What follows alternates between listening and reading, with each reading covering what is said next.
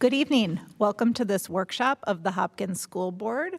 We have an hour-long workshop, then our Truth and Taxation hearing will begin at 6 p.m., followed by our regular meeting beginning at 7 p.m. So what I'm trying to say is we've got a full night tonight, and we have 3 agenda items for our workshop. So we're really going to try to keep these to 15 to 20-minute items so that we can get through all of them before we welcome community members in for Truth and Taxation. So with that, I'll turn it over to Dr. Mary Puri-Reed to introduce our first item, which is clubs and activities funding and communications. Good evening, Chair Westmoreland, board members, colleagues, and community.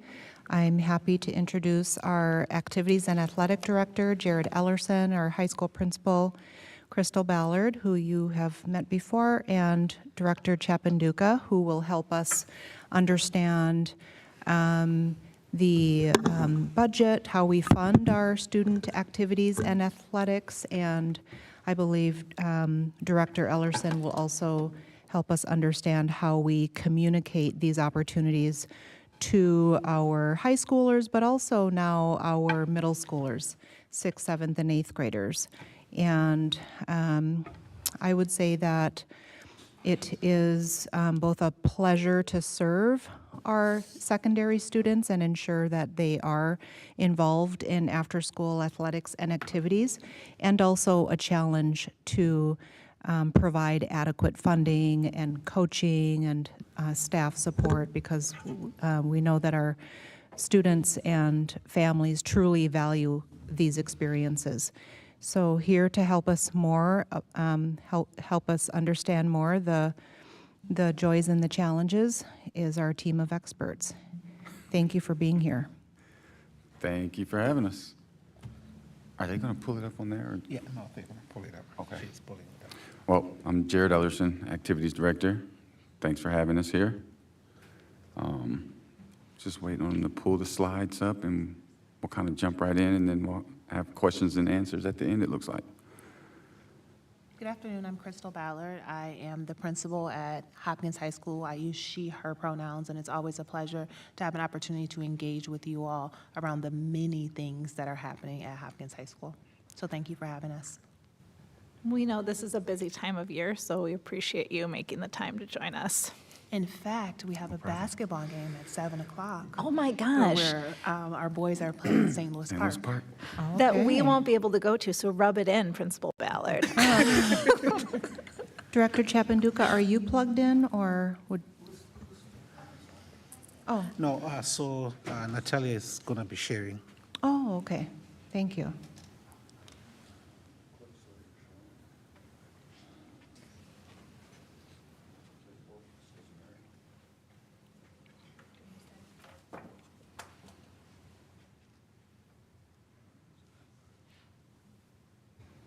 Any other activities happening this evening other than boys basketball? We've got our first Nordic ski meet today. Oh, wow. So they had a little snow, so we can get it going tonight. Where's that at? They're at Highland. Or no, Okay. I'm sorry, Elm Creek. Okay, They're at Elm Creek. okay. So And over the long weekend, our hockey team were on a trip. Where did they go? this weekend? This weekend, we're actually having Hockey Day at the Pavilion. So our boys and girls will both play there, and our JV teams. It'll be an all-day event. I think it starts at 11. And then we'll have the Athena Wrestling. It's our girls' wrestling tournament. Will be this Saturday, starting at Okay. 8 o'clock at the rack. So it's a big event. Okay. Dr. Rhoda, you came and spoke Dance. last time. Dances this weekend as well at the high school. And we have an adaptive bowling champion at our high school, don't we? We do. We do. A team or an individual? Individual. And I'm going blank on his name right now. We share that Matthew, information we in did. our newsletter, and there was a news story celebrating him, and his parents were a part of that the news story. So it's kind of cool to see the many ways in which Hopkins is being represented in our athletic spaces for all of our learners. Okay, thank you. All right. Well, I guess we'll just jump in. We can go to the first slide. Just kind of touch on clubs and activities and the structure. Most of our clubs, all of our clubs are created and led by scholars. So, I mean, any student, they want to open up a club or they have interest, you can see a couple examples, ping pong, Dungeons and Dragons, a Uno club. If that's what they're into, they can start that. We just ask that they have an advisor that would help them supervise the space for them and help them organize a room where they would meet. And then they would just come to the activities office. We have a new club form on the website, on the club's page. It's a Google form where they would go in and just enter the information. We ask where they're going to meet, the days and times they're going to meet, who their advisor is, and then who their student leaders are. So they're the seniors or whoever has headed up that club. And then you can see some of those examples I hit on, like we have ping pong, deeply royal, Dungeons and Dragons clubs, just for a few. And I guess for activities, you can see the biggest difference in activities is that they're typically affiliated with an outside or parent organization, and they're also co-curricular. An advisor is usually assigned or is the one kind of heading up that club. When we get to those examples of like DECA, ProStart, robotics, or debate team, and they also have some sort of outside competition involved with those activities for the most part. And then there are some activities that receive a stipend. It's kind of rolled into my activities budget. And I think actually those examples on the screen are the ones that that come with a stipend for that advisor or coach. You can go to the next slide. And just adding to the clubs piece, one of the things that we did differently this year than past years is with our schedules on Tuesdays and Thursdays is where we have Royals Connect, and during those times, we have clubs meeting during the day. So we understood that sometimes transportation is a barrier for our scholars to get to school before school or stay later. So we've created an opportunity for some clubs to meet during the school day, and that has been working pretty well this year. Yes, students really like that. And for the most part, most clubs, when they are after school, they do have an opportunity to ride the activity bus that departs the high school at 5:45. Kind of communicating out about the clubs and activities that we do have. Currently, everything is really on our website. So the high school page, and then the two middle school pages have a clubs and activities page where we kind of list the current clubs that we have, and it has a breakdown of the purpose of the club, who the leaders are, and then contact information. So if somebody's interested in something, they know who to reach out to. We also host activities fairs at the high school, probably 2 to 3 times a year. We started doing, we did last year 2 to 3 times a year. So we've had one this year. They've also put on an event this year with the Winter Carnival to kind of promote the clubs that we have, get kids out, raise some money for their clubs as well. And then posters. So if a new ping pong club just started, probably they got regoing earlier this year, and they wanted to make posters to hang around school. So they made posters, just kind of the time they would meet, who their advisor is, just to draw some attention to it. So those are kind of the ways right now that we are communicating what we have going on in the clubs and activities area. And last week at the Winter Festival, where many different clubs and activities had an opportunity to present carnival-like games. It was followed by 2 movies in our theater and also in the auditorium. There were many scholars that attend. This was the first time that we did this after school, and for some of the clubs and activities, it did increase the membership. One of the ways in which we are working with our student council to make sure the dollars are going back to the actual clubs is the dollars that were raised for that Winterfest will be divided evenly among the clubs that participated. So we raised about $783 in cash sales. That doesn't include the sales online yet. We haven't pulled that data yet, but that means that each club that participated will get approximately $30 for their individual clubs. Now, these aren't the activities at the high school. These are just the individual student interest club. For example, the ping pong club or the philosophy club, the Black Student Association that exists at the high school.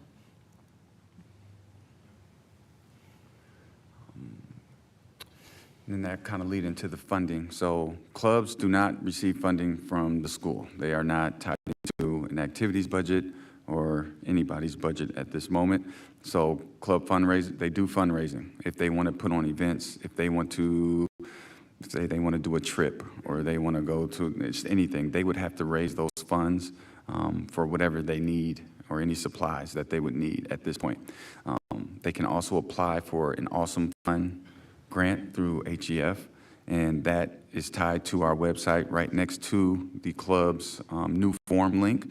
So it's kind of advertised right next to it. So if you're creating that form or you're creating a club, right next to it is the information on how you can possibly receive funds for your club if that's interest of yours. And then advisors do not get paid, so they are volunteering their time.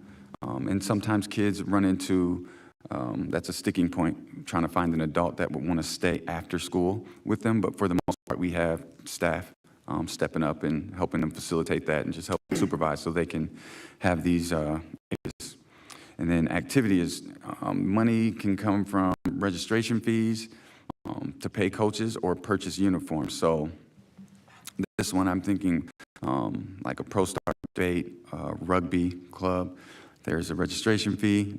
The fee that whatever that fee is, it's going back to pay the coach, you know, get uniforms, transportation, whatever they need. They can also apply for an HEF grant. We've had a couple teams do that for uniform needs and whatever. And then our high school activities budget, I kind of hit on this earlier, has some stipends built into it already for coaches and advisor positions that are kind of co-curricular. So that Pro Start debate, LMPM, our Lean Mean Performance Machine, we pay an advisor or a leader for those. Everything else comes from outside funding and the fundraising. Do you I want me to just add to that, starting in fiscal year 2020, the government mandated that school board or school boards be responsible for governing student activities funds. So this Minnesota statute out there, which actually gives control of student activities. Because before that,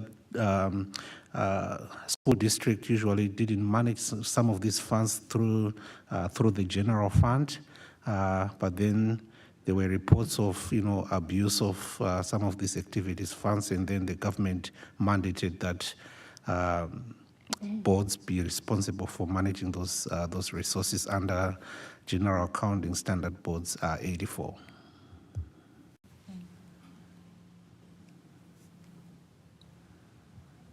Yeah. Current state. So some of the things that are going good, I think it's easy for students to create, clubs based on their interest. Create that, I call it a safe space where they can connect with friends outside of the school day and just kind of feel comfortable enjoying whatever activity or thing that they're into. There's also plenty of opportunities for students to find that space with the current club that we already offer. A couple of the challenges are really just tracking what clubs are active. I mean, some of these clubs have been around, before I was here, before Principal Ballard, they've just been in place. And, as our student leaders, as our scholar leaders move on, and some of the advisors move on to different buildings, or for whatever reason, we don't have a system of kind of tracking what clubs are active. We really just know by when they're coming to my office or they're going to community ed or facilities and requesting space for meetings. But just kind of figure out a way to make that live would be good. And just keeping the website updated is just a part of that as well. It's all tied in. It's just keeping it up to date. And some of that registration happens through the activity fairs. However, they are teenagers and their interests don't always align when we have activities fair. So it's not uncommon for us to see a post on Instagram and see that there's a new club at Hopkins High School, and they're meeting after school, and they've connected with their favorite teacher to provide space to do that. So sometimes we're just, aware of what's happening on social media and track down those scholars. They're very responsive. If we DM them, send them a direct message on Instagram to get the information or to let us know what's going on. But sometimes they happen in a very organic way that does not align with the times at which we're having registration fairs. You can go to the next slide. It's kind of tying into that, just thinking about a better way to keep track of the clubs and the information and just keeping it updated. And then just, me and Principal Ballard have talked about keeping an active roster of participants, which is, once again, it's one of those tough things when you have a bunch of teenagers. One day they're in the ping pong club, the next day they're into something else. Or maybe, they did it in the fall and then winter comes and now they're in a sport to where they don't have time to be a part of that club. So just trying to figure out different ways to make sure we're keeping our roster up to date and also the offerings up to date on the website. And then stipends is always kind of a sticking point for advisors. Like, they come to me because, I'm going to help out with such and such club, and I know this person gets a stipend, but it's like, it doesn't really work that way. So maybe just more clear communication on, where stipends come from, what activities or clubs do have stipends, and why. We'll kind of just, I think, smooth the waters in the clubs and activities realm a little bit. I think that's it for the presentation part, and then questions? Hi. Hello. I have a few questions, and this is a topic that's important to me. It kind of began last year with some questions from one of our student board reps, and so it's something that I've looked into, not extremely strategically, but since that time. And so I guess one of my questions is, you're right, it is very challenging to keep track of all of these new things. I can say with certainty that the Hopkins North Middle School activities page is very out of date. For example, this robotics information is quite out of date. There are opportunities for the 6th through 8th graders. It says this is available for 9th graders only. And so do we have in place any kind of policy, or has your department set for itself a kind of review cycle? We don't. Right now, I think probably the most we look at it is when we get ready for our activities fairs, and we actually send out an email blast to all of our current advisors, asking them to update information on the website, or send us an update so we can update the info before we set up for the fair, so that we just have the right information. Sure. Yep. And yeah, I want to say that I can completely understand how much of a moving target that must be. I think that for me, it is an equity issue, because it's a bummer for kids to miss out on something because their mom doesn't have Facebook, right? That's how I find out, there's a senior planning committee, and there's, the GSA club met, for example. Mm-hmm.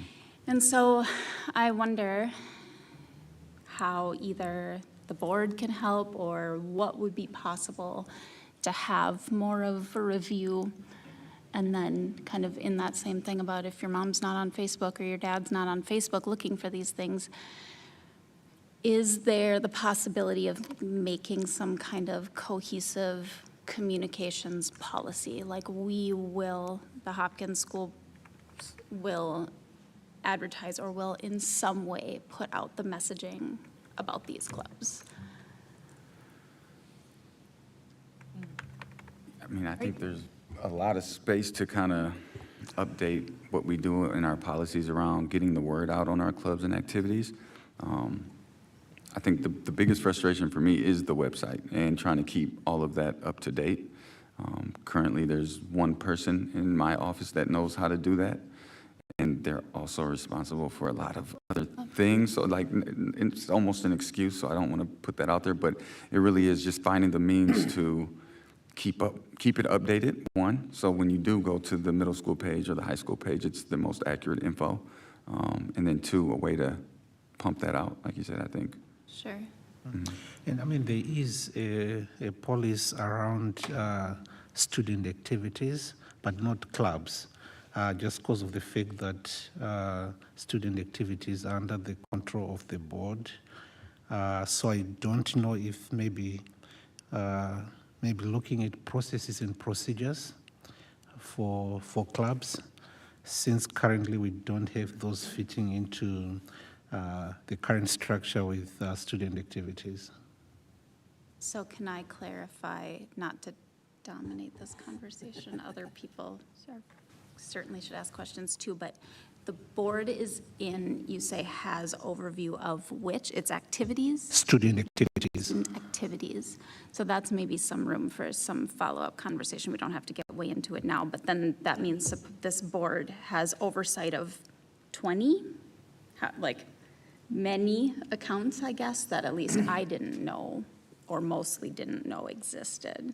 And I would be curious to dive into how do students access, or advisors, how do they access those funds? Which activities have them?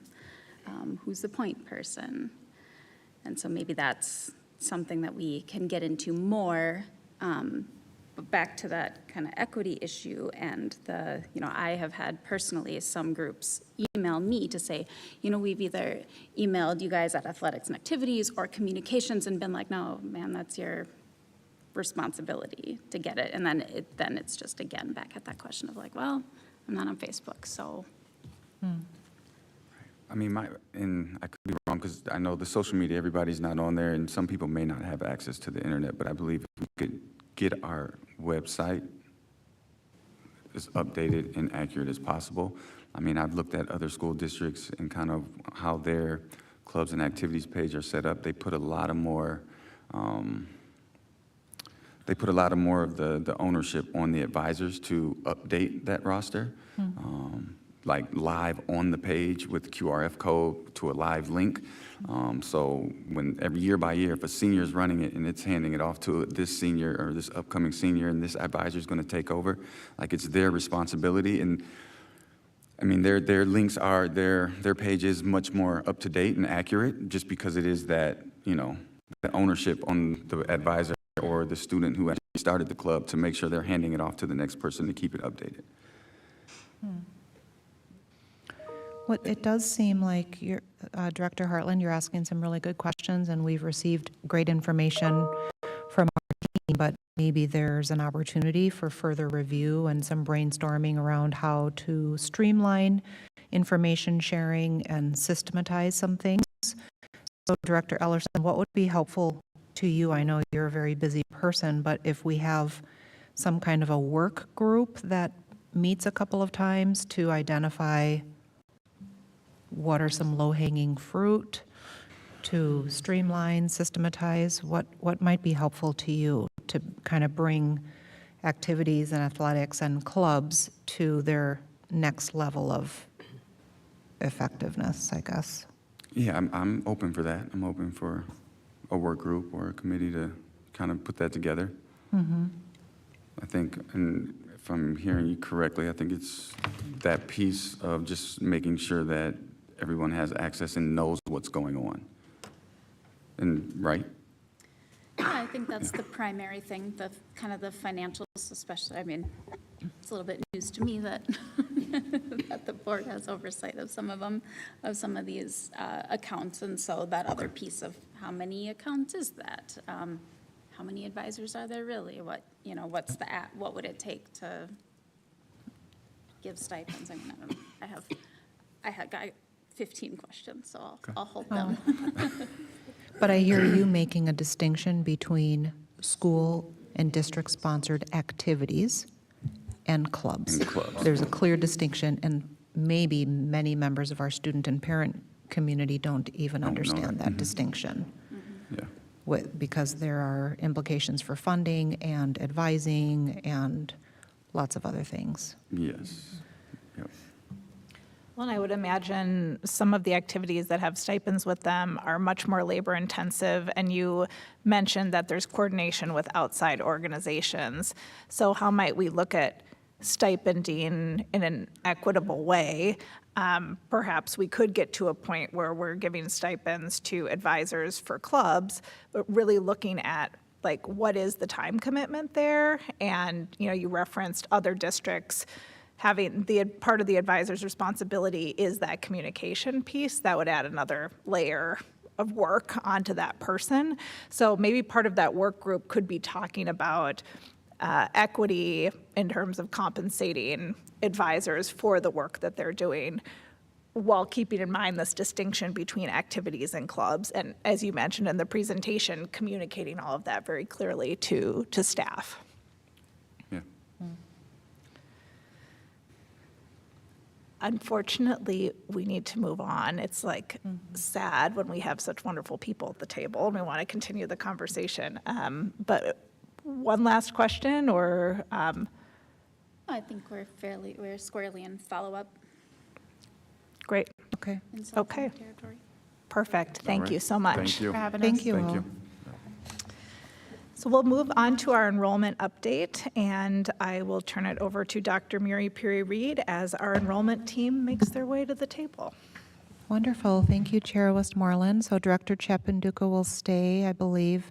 Then we'll have Dr. Lightfoot, Jolene Goldati, and Pam Carmen come to the table. And I would like to apologize to the team because I know there's a lot of hours that go into analyzing enrollment trends and projections and resident versus open enrolled students and so many other variables within that, and yet we don't have a lot of time for an extensive presentation and discussion, so I do apologize for the time constraint. So we'll just turn it over to you right away and just maybe give us the highlights, and we can always do a follow-up at another time.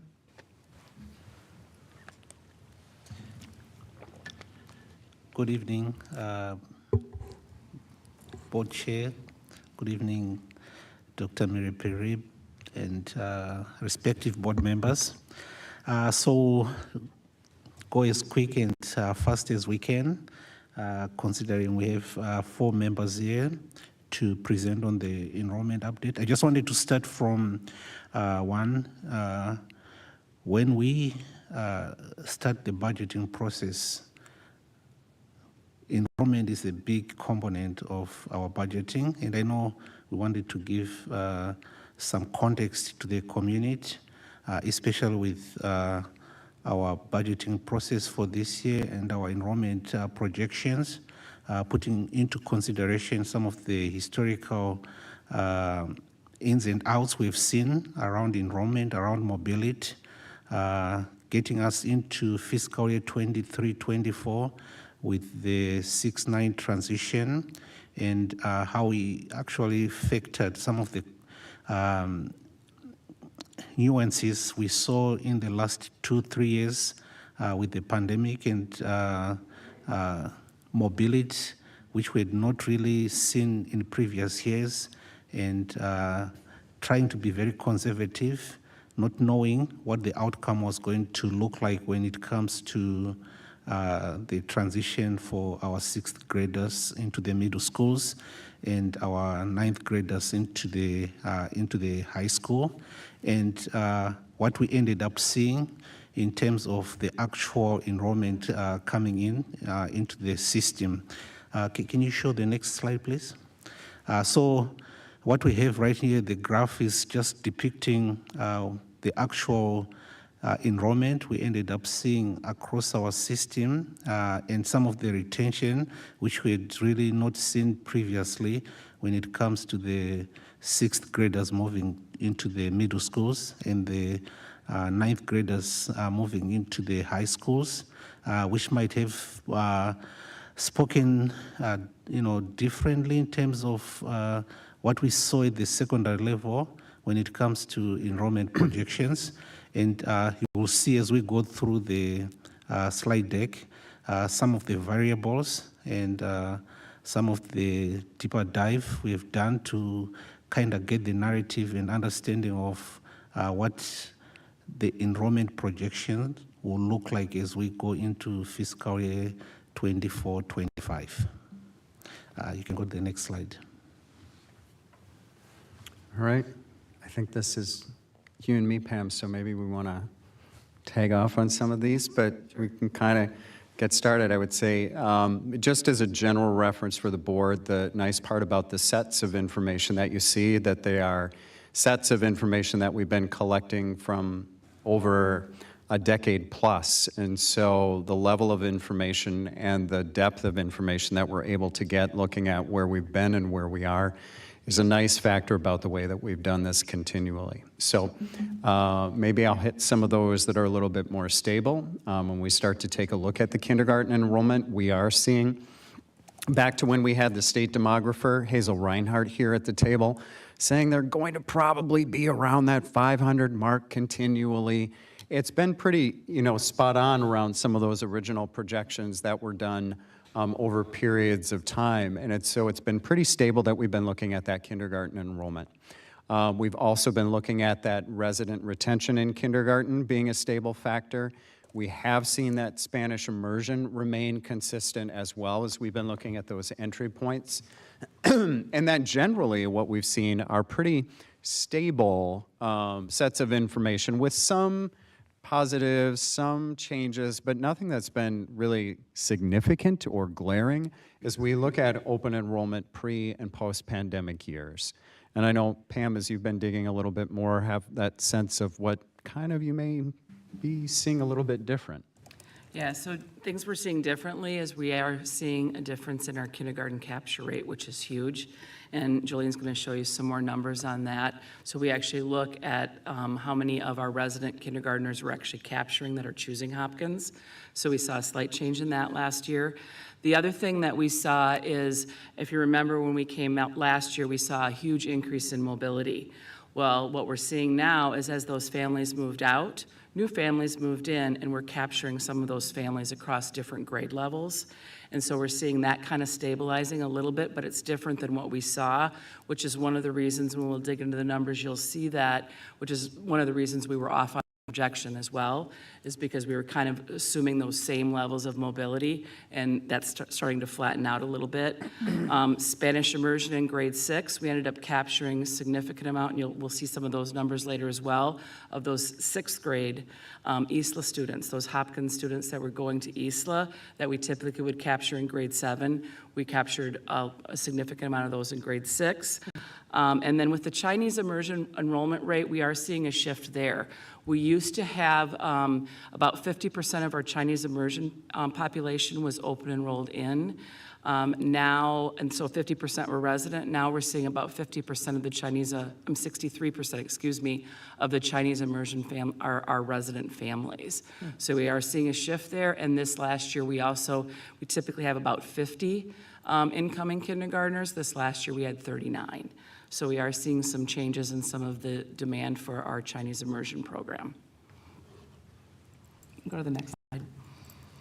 So one of the things we're looking at as a marketing and communication team and also as an enrollment team is kindergarten. We have a pretty strong information campaign the year before kindergarten to make sure families are really aware of everything that Hopkins has to offer and have the opportunity to have a touch point with us, at least one, hopefully more, and hopefully ultimately choose us as their district of choice. This year, we have 565 kindergarten scholars enrolled in our kindergarten program, and that's really exciting because that's 30 above our current projections. You can go to the next slide. And as Pam alluded to, one thing that is really exciting to see is that our kindergarten numbers continue to be above projections year after year. Ever since 2017, 2018, we have continued to grow. There was an anomaly in 2020 and 2021 due to the pandemic, a slight dip in projections. And then if you see the next year in 2021, 2022, you can see a significant bump, and that likely was also due to the pandemic. But as we continue on post-pandemic, we continue with this trend of being above projections at the kindergarten level. Next slide. As Pam alluded to, one thing we're really curious about in our department is our capture rate, and especially at the kindergarten level. The capture rate refers to the number of kindergartners who live in our district who choose Hopkins schools. So, we want that number to be 100%, but we also know that we live in a district with several charter school options, private school options, and are on the border of several public schools. And so what we are seeing that's reassuring is our capture rate is increasing. Just from last year alone, it has increased 3%, and over time, we are moving that needle in the increased direction, which is what we want to do, and it takes time to do it, to that level of probably 75% would be our goal. Right now, our capture rate is 68%. Next slide. So these are the numbers that Pam was referring to in Chinese and Spanish immersion. Our Spanish immersion at the kindergarten level continues to be a very popular choice with a waiting list. And then Chinese immersion is something that we need to look at as we're seeing a slight dip in registration there. Our number this year is 39, and it was in the 40s last year. So that's slightly below what we would expect to see. So this year we are putting a really intentional information campaign in place around Chinese immersion just to make sure that families in this district and beyond understand that that's an offering that we have, and then we'll know a little bit more if this is a new trend or if this was just an anomaly related to the pandemic. Next slide. So I'm going to talk a little bit about open enrollment, but before I do, I just want to honor that Pam is the expert on open enrollment. This data is her work. She knows it inside out. If you have a deep question about open enrollment, Pam is the person. So I'm presenting at a super high level, and this is Pam's work. So one of the things that we look at is open enrollment into Hopkins. These are families who live outside our district and are choosing to enroll into it. This year we have seen an increase in our open enrollment numbers. It's 30%. Last year it was 27%. So that there is a slight increase there. Next slide. So when we look at our open enrollment, it really divides. Actually, what's super interesting is that we have students enrolling from 47 districts. And I just find that super fascinating. That is a fact that I've checked and rechecked because it's like, that can't be true. It is true. The majority of them are coming from those 6 districts to the left, with the majority of those coming from Minneapolis and Robbinsdale. That represents about 68% of the total open enroll in, with St. Louis Park coming in at about 8%. Next slide. So then we also look at open enrollment out from Hopkins. What we want is for these things to be a wash about the number in, compensating for the open enrollment out, which you'll see here, it's about that at 32% out. That is a little bit of an increase of open enrollment out from previous years, so we'll need to dig into that a little bit. Next slide. Okay, so when we look at our open enrollment out, there are sort of 3 choices a family can make, 2 that we have data on.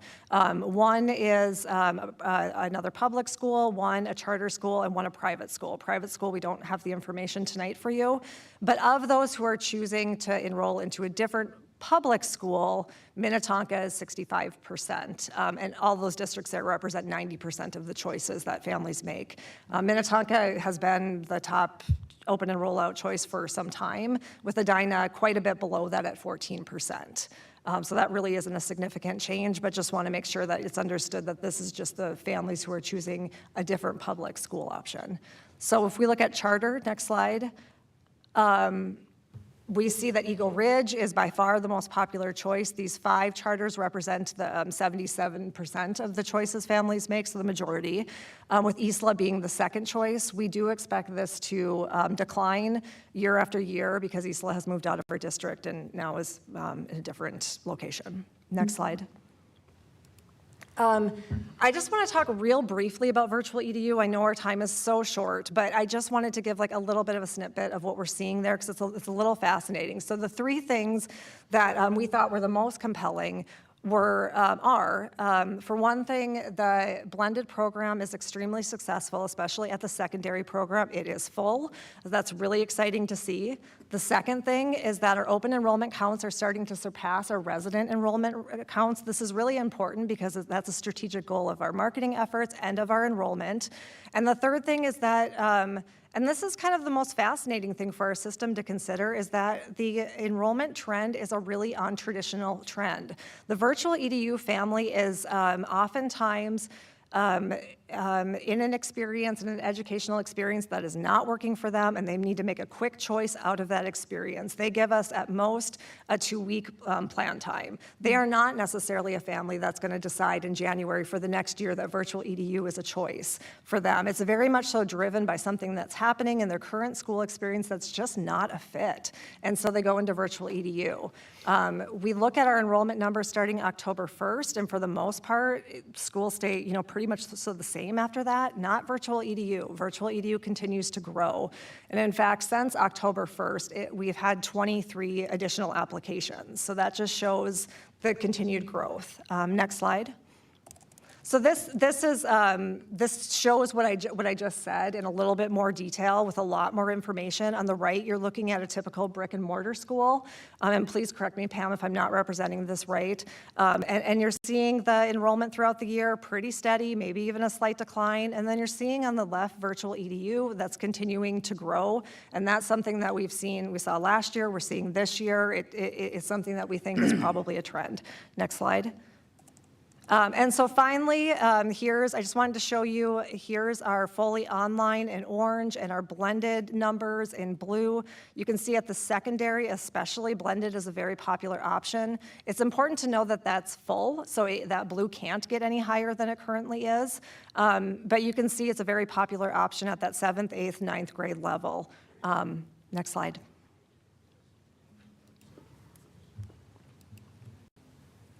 I think it's you, Nick. So on this one, grade 6, these numbers are pretty, that's why I was in my zone trying to decipher some of these. Part of the questions, and I'm trying to look at the 5:46 time frame and thinking, what can I do in 2 minutes? So we'll do our best. The Hopkins retained and new to Hopkins sets of information that you take a look at here related to grade 6 will also show grade 9. Part of what we wanted to look at is the roll forward when we think about that roll forward from grade 5 into grade 6. How many do we retain?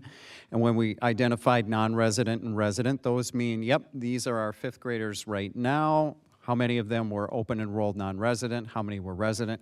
How many then rolled forward into grade 6 so that you could get that perspective? North Middle School, West Middle School, you'll see 32, 154, 186. And then virtual EDU as well. The other aspect that we wanted to take a look at was the new to Hopkins. And in the new to Hopkins, those are individuals who came into Hopkins. You'll see that there were 71. That really resulted in that 480. What we wanted to get a perspective of is how many new were actually residents that we captured, who moved into the district, and then also how many requested us as an open enrollment choice at that point in time. Now, what I will say is this information is incredibly helpful from a descriptive standpoint, but it is also helpful from a predictive standpoint because this information helps us take a look at what happened this year, especially with the new transitions in grade 6 and grade 9, and then factor that into the really the prediction or the estimates and the modeling that we use to really come forward with the sets of information when we start to evaluate where we think the enrollment will land for the 24-25 school year. So you see this with grade 6. It's also presented in grade 9. Please know that I'm not doing it as much justice as could be done with a little bit more time, but next slide. We also did this for grade 9 as well, to Pam's work with pulling together the information here in grade 9. In similar capacity and maybe from a 30,000-foot level. Pam, anything that kind of struck you in the grade 6, grade 9? Yeah, the thing I want to point out is in the blue boxes way to the right, I tried to bring in information from the past couple of years so you could give some sort of context. And I think the thing that really stood out to me is you can see, on the grade 9 slide specifically, you can see we had 94 in total new students to Hopkins. In comparison, we had 60 and 61 the previous 2 years. And when you actually look at this and you see that of those 94, 46 of them were resident students. Those are resident families we've captured. And in the past, it's still been about that 50-50. So again, getting to that point I was talking about mobility and those families that moved out, new families moving, and us capturing them. So this is some of what we saw happen in that 6th and 9th grade, coupled with our conservative estimates that we did for our projections. Anything else you would add? Good. Thank you. So to sum everything up, and as you can see on the graph showing right now, we are not anticipating a decline in our enrollment. We are also not anticipating a huge increase. So as we start to add everything up for the budget conversations, and you can see over time, our enrollment has been flat and stable. And that's what we'll be considering as we further our conversation and start the budget planning process for fiscal year 24-25. Thank you. I think with that, we'll take any questions. That was good work. Yes, thank you, and lots of good news. So really exciting. I know we'll have an opportunity to talk about this more in depth in the new year. Wondering if we could take one or two board member questions, and then we still have one more agenda item before our truth and taxation hearing.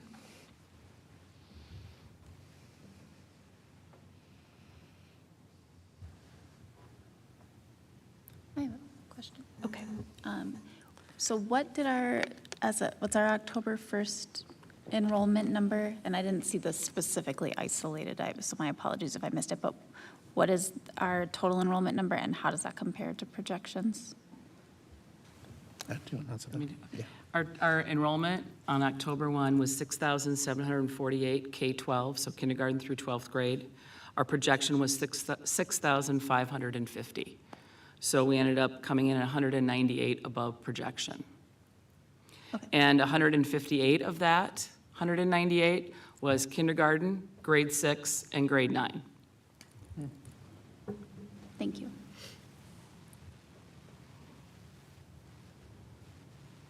Well, thank you very much. And we look forward to continuing the conversation in the new year. Thank you for all the information that's included in the packet so that our community members can understand this as well.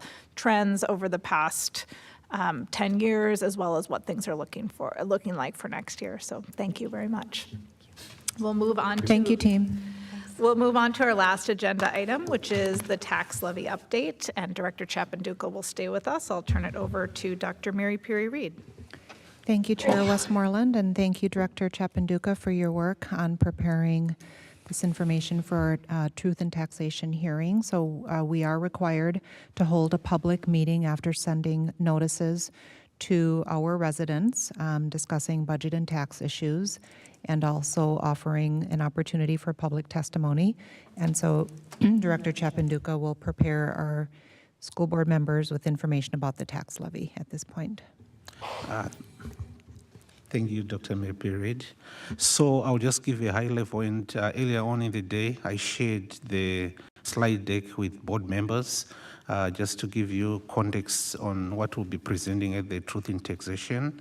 On a high level note, our proposed levy payable in 2024 is $70,907,113, which is about 7.8% increase compared to last year.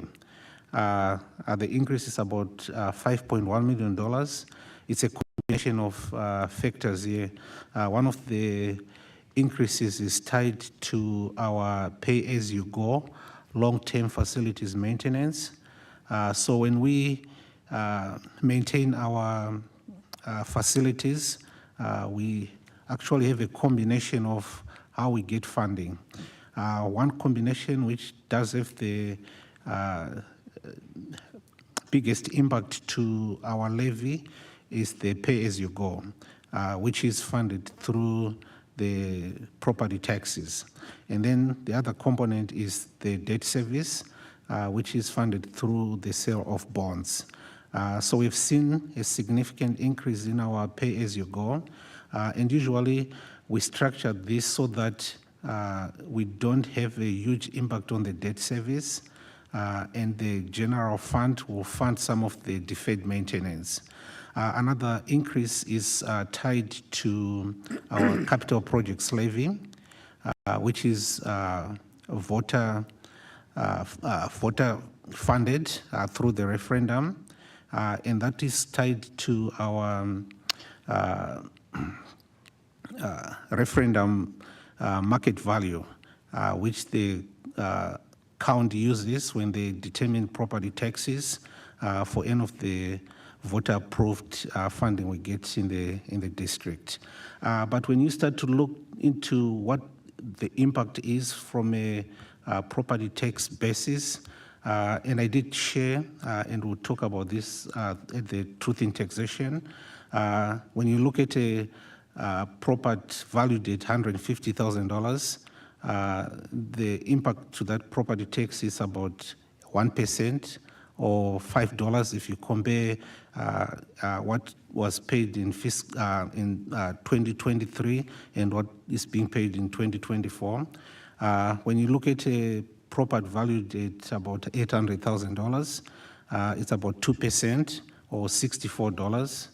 And then there's a bit of, significant or slight increases when it comes to commercial or industrial, just because of the fact that our district is actually sitting in, a lot of rich commercial property. So a property with a value of $250,000 will see an increase of about $59 or 5.5%.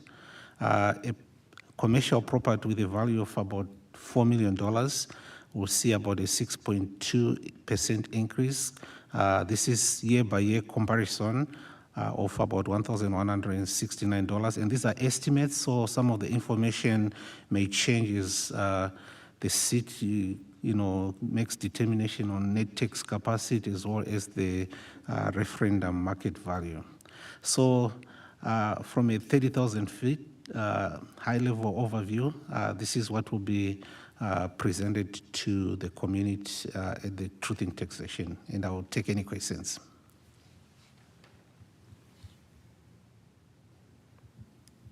Thank you, Director Chapanduka. Any questions from my board colleagues?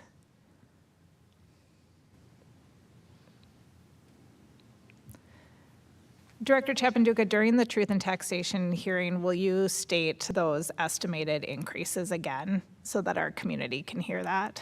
Absolutely. Wonderful. Absolutely. Great. So if there are no questions for Director Chapanduka, I propose that we end the workshop, take a 4-minute break, meet back here for Truth in Taxation at 6 p.m.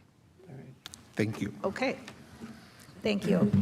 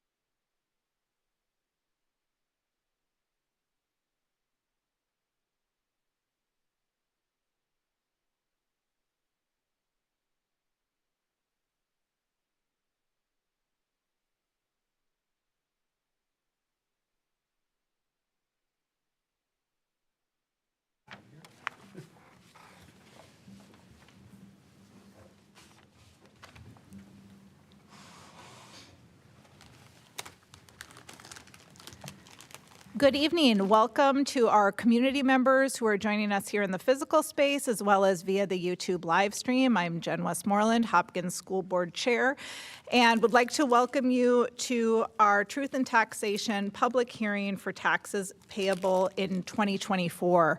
First, we'll hear a presentation by our Director of Business Services, Chiro Chapanduka. Then I will read guidelines for public comment and invite community members who are here in the physical space with us up to the board to give public comment. We asked community members to fill out public comment cards if they wish to comment during at the end of the Truth and Taxation hearing. I received one card, and so I'll invite that community member up at the end. With that, I'll turn it over to Director Chapanduka. Thank you, Chair Westmoreland. Good evening, board members. Good evening, Superintendent Dr. Mary P. Reid. Good evening, community and colleagues. So I'll be presenting the Truth in Taxation. This is required by Minnesota state law that between November 25th and December 28th, the district at 6 p.m. or later must present a truth in taxation which is tied to our property taxes and allow for public comments. And after that, the board will adopt a final levy, which will be done at our regular meeting this evening. The presentation will outline our current year budget, meaning our 23-24 fiscal year budget, since we haven't started the 24-25 budget conversation, but this adoption of the tax levy will lead to some of those conversations. And it will also outline the proposed tax levy and its impact to the community. Can you go to the next slide, to the next one?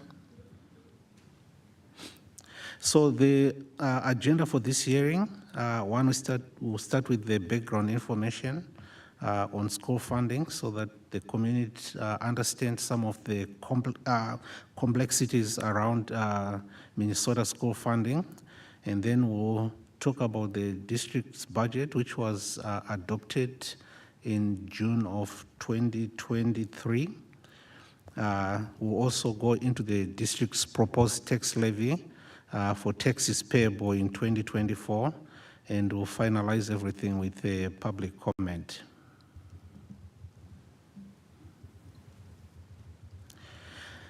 Minnesota legislature set funding for Minnesota public schools.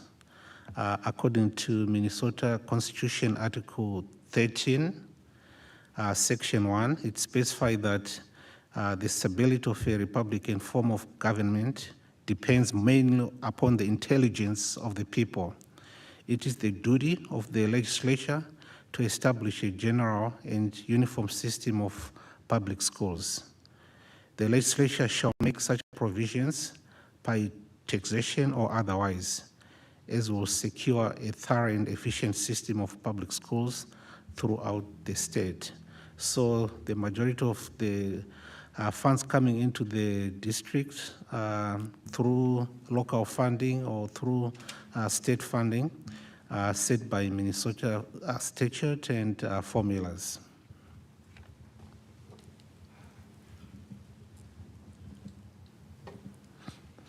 Funding in Minnesota is highly regulated. The state sets the formulas which determine revenue, and most of the revenue is based on specified amounts of funds per pupil. There's also tax policy for local schools. Maximum authorized property tax levy is also put into consideration. It encompasses some of the voter-approved referendums. And the state also authorizes school boards to submit referendums for operating and capital needs for voter approval.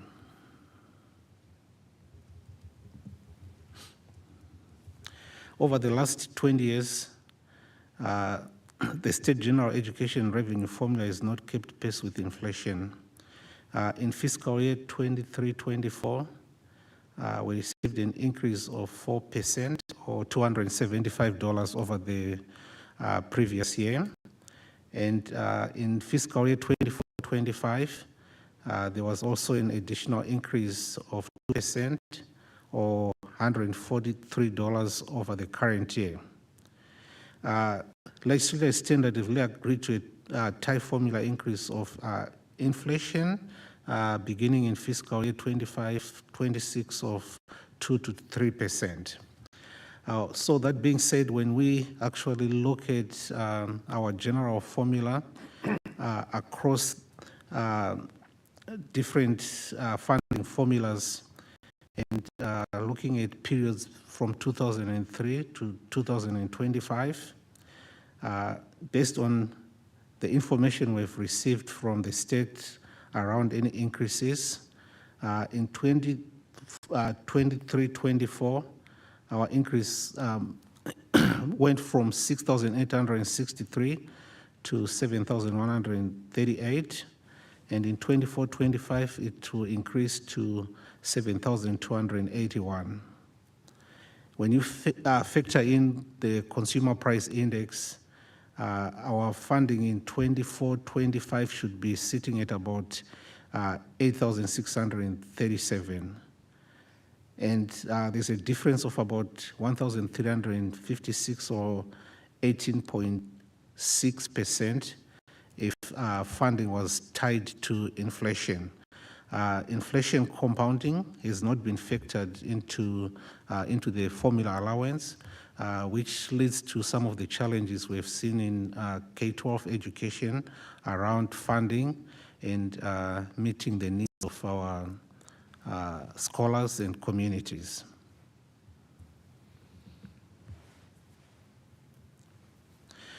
Changes in tax levy does not determine changes in the budget. Tax levy is based on many state-determined formulas plus voter-approved referendums. Some increases in tax levies are revenue neutral, offset by reduction in state aid.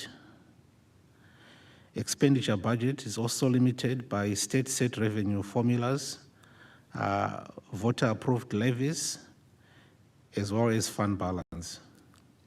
An increase in school taxes that not always correlate to an equal increase in the budget.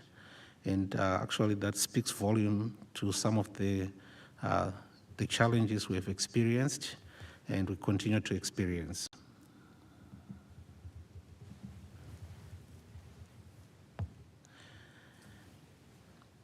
School district levy cycles differ from city and county levy cycles. City and counties operate on a calendar year. So 2024 taxes provide revenue for 2024 calendar year budget. For school districts, we rely on a fiscal year. Our budget year begins on July 1st, and it coincides with the school year. So 2024 taxes provide revenue for 2024-25 school fiscal year. And the budget will be adopted in June of 2024.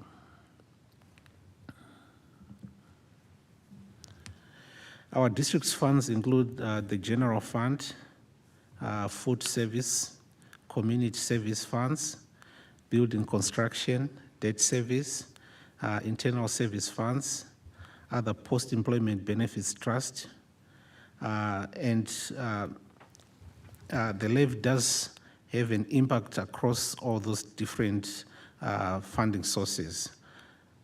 So, for example, our general fund accounts for some of the operating referendum, as well as the capital projects levy and other different formulas which are determined by state provisions. We also have our building construction and debt service. Building construction, we do sell bonds for our deferred maintenance, as well as any new construction, and that translates to debt service, which has to be funded through property tax levy. So when we structure our debt, we are always trying to balance that impact to our taxpayers, just knowing that any increase in debt service does have huge impacts around property taxes. So for fiscal year 23-24, total revenue for the district amounted to about $166.7 million. 74% of that was general fund, which was $123 million. 2% was food services, which was about $3.9 million. 7% was community education, which was $11.1 million. 8% was debt service, which was $13.4 million.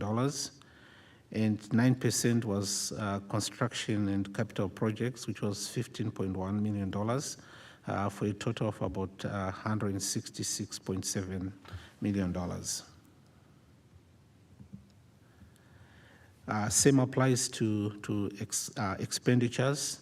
Again, we structurally balanced our budget with a total of $166.6 million. Any remaining funds, when we do our year end, we'll go back into fund balance for the general fund or food service or community aid. For debt service, any remaining fund balance will be used to reduce debt so that it doesn't impact property taxes.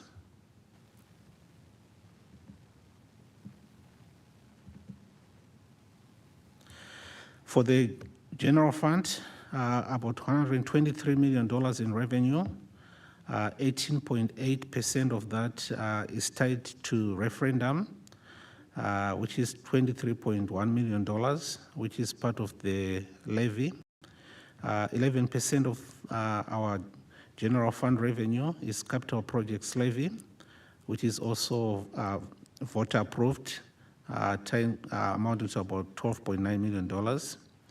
1.1% is integration aid, or $1.4 million. 4.4% is compensatory aid, about $5.4 million. 0.6%, or $688,000, is English learners. 11.8%, or $14.5 million, is special education. 2.5%, or $3 million, is federal grants. 0.3%, or $409,000, is tied to extended time. And 50%, or $61.5 million, is general education aid, for a total of $123 million. For expenditures, $67.4 million, or 56%, is salaries and wages. $27.4 million, or 23.52%, is benefits. 18.8 million, or 14.8%, is purchase services, which is tied to some of our transportation contracts, some of the contracts we provide into our system for services which are not either directly tied to our mandates or our services we are providing. $3.8 million, or 2.8%, supplies. 1.49%, or $3.2 million, is capital expenditures. 1.3%, or $2.2 million, is other expenditures, which could be dues and any other expenditures which are not well defined within the UFAS manual.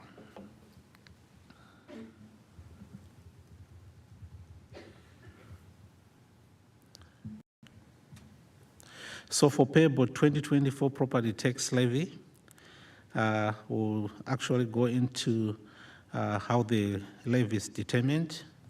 We'll look at the comparisons of 2023 to 2024 levies and the reasons for the changes, as well as the impacts to the taxpayers.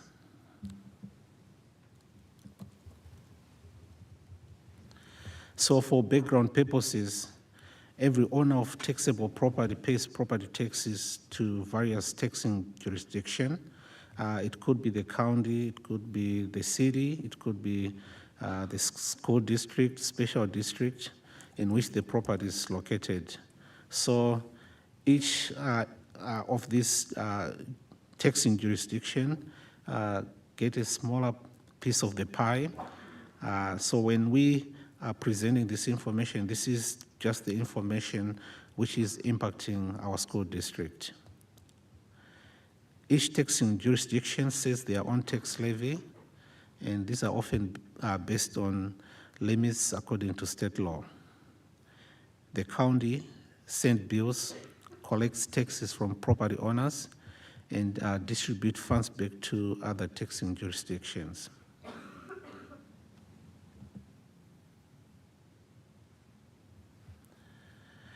Each school district may levy taxes in over 40 different categories. The maximum levy amount for each category is set by either state law or voter approval. Minnesota Department of Education calculates the levy maximums for each district and then provide this information to the district, and we summarize it for the community.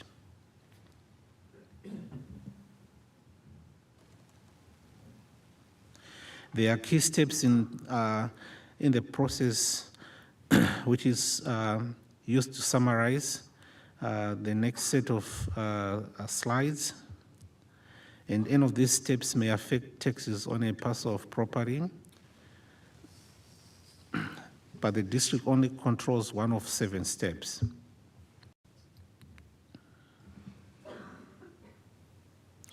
Step 1, the city or the county assessor determines estimated market value for each parcel of property in the county. Legislators set formulas for tax capacity, for example, homestead residential property. These formulas determine how much of tax burden will fall on different types of property. The next step is the county auditor calculates the tax capacity for each parcel of property in the county based on values determined by the assessor, as well as the total tax capacity for each school district. Legislature sets formulas which determine school district levy limits. These are maximum amounts of taxes school district can levy in every category. Minnesota Department of Education calculates detailed levy limits for each school district based on formulas approved by legislature. These limits tell district exact amounts that can be levied in every category. The school board adopts a proposed levy in September based on limits set by Minnesota Department of Education. After a public hearing, the board adopts a final levy in December, which is what we are doing today. The final levy cannot be more than proposed levy, except for amounts approved by voters. The final step, the county auditor divides final levy by district's total tax capacity, and then the auditor multiplies this tax rate times each property's tax capacity to determine school tax for that property. So as you can see from all these steps, the only step is when the school boards adopts the levy based on what has been provided by Minnesota Department of Education.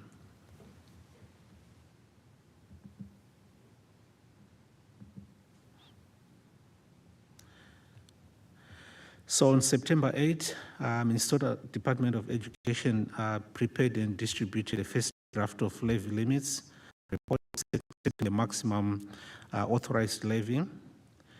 On September 26th, the school board approved the proposed levy amounts. And then in mid-November, the county mailed proposed property tax statements to all property owners. And today we are doing the public hearing on the proposed levy, which will be voted at the regular meeting. After that, the levy will be certified to Minnesota Department of Education as well as the Minnesota Department of Revenue.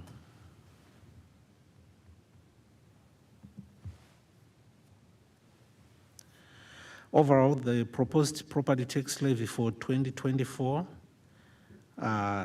is $70,907,113, an increase of 7.8% in comparison to the certified levy in 2023. So the total increase is about $5,113,675. And I'll actually go into some of those increases. And then we'll follow up with what impact this has on the property taxes.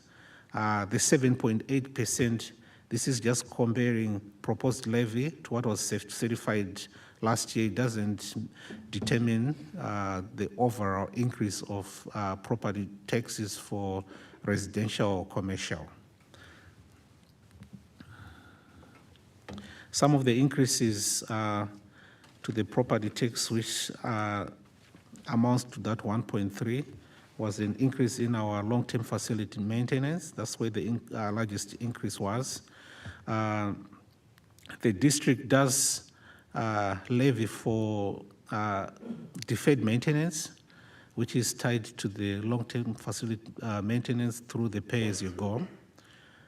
We also saw some increases to our capital projects levy, which is tied to net tax capacity as well as the referendum market value.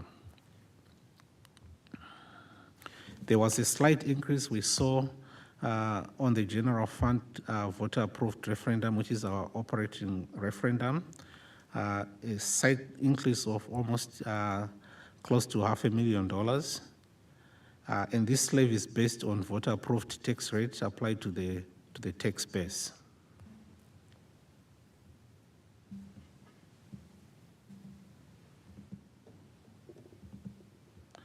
As I mentioned, we did see an increase of about $1.7 million to our voter-approved capital projects levy, which funds district technology costs. And again, this levy is based on voter-approved tax rates, which is applied to tax bases. And there was an increase of about $4.4 million to our long-term facility maintenance. And the district is eligible for LTFM revenue based on state-approved project costs. These are projects which are financed through a combination of annual general fund levies and bond issues. The levies are coordinated with other capital and debt levies to maintain a level tax rate for the levies so that we can balance between our debt service as well as what we can levy for through the general fund.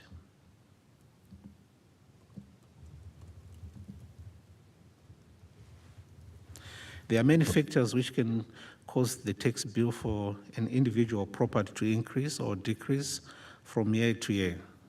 Some of those factors include a change in value of individual properties, changes in total value of all property in the district, an increase or decrease in levy amounts, which is caused by changes in state funding formulas, local needs and costs, voter-approved referendums, and other factors.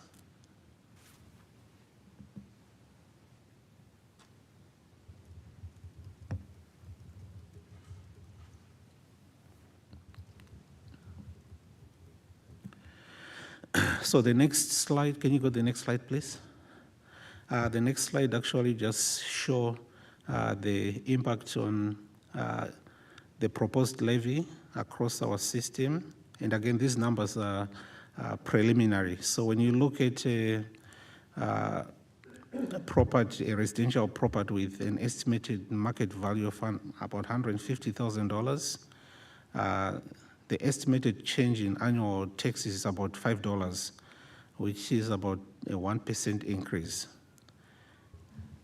When you look at an estimated market value of a residential property costing $400,000, the estimated change in annual taxes is about $25, which represents about 1.6%. And then when you look at a property valued at about $800,000, the estimated change in annual tax is about $64 or 2%.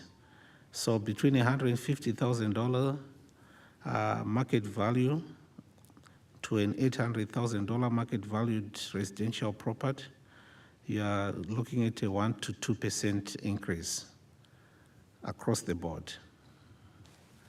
And then when you look at commercial or industrial properties, an estimated market value property of $250,000 will see an increase of $59, which is about 5.5%. A $4 million commercial property will see an increase of about $1,169, which is about 6.2%. An apartment costing about $250,000 will see an increase of $27 or 2.3%. An apartment valued at $2 million will see an increase of about $217 or 2.3%.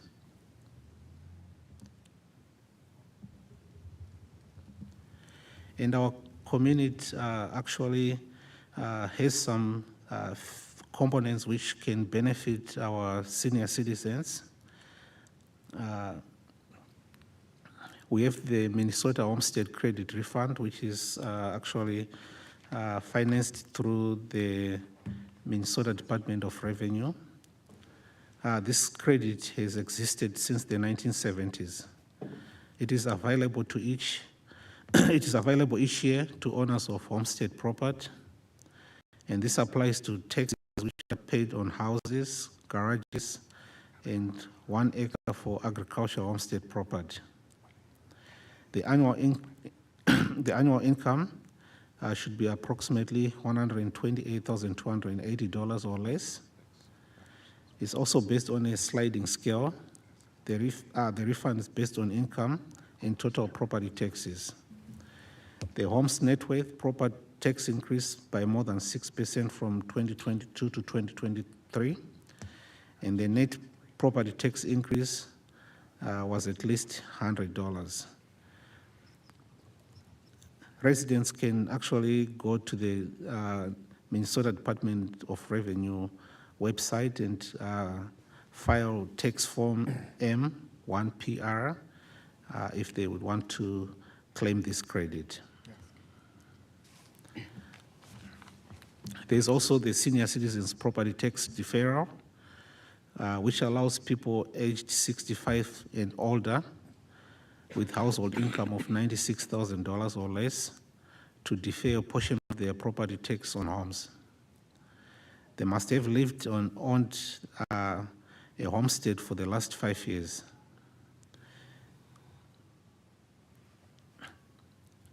The property need not have a reverse mortgage, a life estate, or any state or federal liens for them to get this tax deferral. Any other liens against the property should be less than 75% of the estimated market value.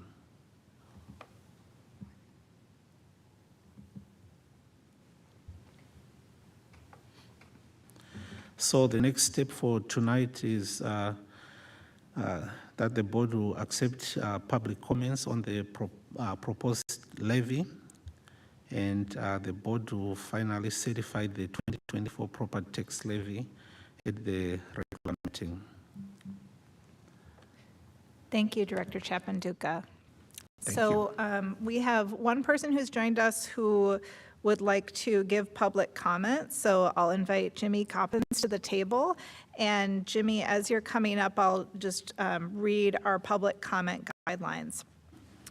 Please keep your comments to 3 minutes or less. Public comment is for input only. Members of the school board will not respond directly to public comments that are made at this meeting. You're welcome to come up to the table and take a seat. Okay. No specific action will be taken at this meeting in response to comments that are made or issues that are raised during the public comment period related to items not on the agenda. If you have left your contact information on the comment card, a district representative may follow up with you after the meeting. And I'm sure Director Chapanduca would be happy to speak with you after the meeting. I'll recognize one speaker at a time. Only those speakers who are recognized will be permitted to speak. Individuals who interfere with or interrupt speakers, the board, or the proceedings may be asked to leave. Personal attacks on any individual, including any other speaker during the public comment session, are unacceptable, as are obscenities or profanity. Persistence in making such remarks will end the individual's opportunity to address the board and may result in the individual being directed to leave. I will rule out of order any statement that would violate state or federal law, school board policy, or the privacy rights of an individual. Minnesota's open meeting law prohibits the discussion of private educational data during an open meeting. Accordingly, during the public comment session, no person may discuss private educational data on an identifiable student. The open meeting law also requires the board to close a meeting for preliminary consideration of allegations against an employee. Accordingly, community members who have concerns about an employee or want to file a complaint or allegations are encouraged to contact the superintendent directly. Repeated violations of these time, place, and manner restrictions may lead to the meeting being briefly recessed, and community members will have an opportunity to be heard within the limits of the law and subject to the time, place, and manner restrictions above. Thank you very much for listening to all of that and for participating in public comment this evening. I invite you up to the table. You can say your public comment into the microphone, and then the 3-minute timer is on the screen there for you. Just have a couple questions. Can I ask them real quick or before the time starts? So it's just for public comment. I don't understand. So This is on camera right now, being live streamed. correct, yes. I would like to choose to opt out of being video recorded. Okay, would you like to have a private? Stay here though, because it looks like I'm outside the view of the cameras. I can just Okay, sit here. sure, yep, I'm gonna be absolutely. live. Everybody can hear me. Is it- Yes, everybody okay? absolutely, and then you can just see the timer there. Okay. All right, I just want to kind of apologize also. I wasn't expecting this in any way. I got this thing in the mail, and I assumed that this was some type of legal process. You get in front of a magistrate, you give some specific type of case, or there's like some type of review process, and then I go off on my way. The camera's on me. I'm not cool with that. Okay, I don't want to be on camera. We'll let them know. I'm just like, this feels a little bit like court. Totally not into that. Sure. I've been to court a lot. Not into that at all. So that being said, I want to apologize, if I seem a little bit like frazzled. Totally wasn't expecting to speak in front of people. I'm here today. First of all, I want to thank everybody here for that presentation. That was wonderful. What a nice presentation. And all those services, that's so great. We live in such a great city that does all this. That's so wonderful. Again, I'm here to talk about, I received a tax notification that I noticed was a drastic increase in my property taxes, and there's a listing of all the meetings that I have to go to object to them, I assume. So I'm here to object to it. I don't believe that the value of my property is assessed appropriately. I don't believe that the funds that I'm contributing to in taxes are being used and utilized appropriately. And I also have noticed that I don't own any specific assets that appreciated in value over the amount that is listed here. I think that there is a concerted effort to overvalue the appreciations of certain assets to extract larger amounts of taxes. That's just pure conjecture, and it's not meant to insult anybody. I think it's just the nature of business and the nature of government. It's fine. But I don't believe that it appreciates at this high a rate. And I believe that appreciation is being justified and put into place because there's, again, this is just something I'm going to say, it's not meant to be insulting, but maybe a level of fraud or a level of corruption or a level of unintentional misuse of funds. That may be happening, it may not be happening, but I can tell you that this increase in asset price that justifies the increase in taxes is not appropriate. So I want to make public comment on that. I hope I didn't insult anybody. You all are wonderful people, and you are obviously doing a great job, but the nature of the American economy and what's coming as far as inflation and asset value and depreciation of certain economic resources that are completely overvalued. I'm talking about the tech industry. I mean, it's propped up the NASDAQ right now. I'm playing that game too. So that's going to crash. And we're going to see a drastic devalue in the American dollar. And that means that, that it's not going to go anywhere. It's going to be again, overvalued. So I just think you guys should reconsider charging me this much because I don't want to have to come back, no offense. And I also don't want to have to do the legal thing. So it was nice talking to you all people. Thank you so much. I assume there's some form of rebuttal that you want to talk to me about because I am a constituent of this city. I own property as well as other assets. Thank Again, you. I'm nervous, so go easy because I didn't expect to. There's like 20 of you. Thank you. And me. I came here to just like. Thank you very much. So your 3 minutes have finished now. Thank you so much. And no, this is a hearing, so we hear public comment, but there will not be an open debate. So we had one public comment card that I received beforehand. This ends our Truth and Taxation hearing, and we're happy to engage in conversation with you after the hearing ends. So board members, we will reconvene at the table at 7 p.m. for our regular meeting. Thank you, Director Chepanduka. Thank you, Jimmy.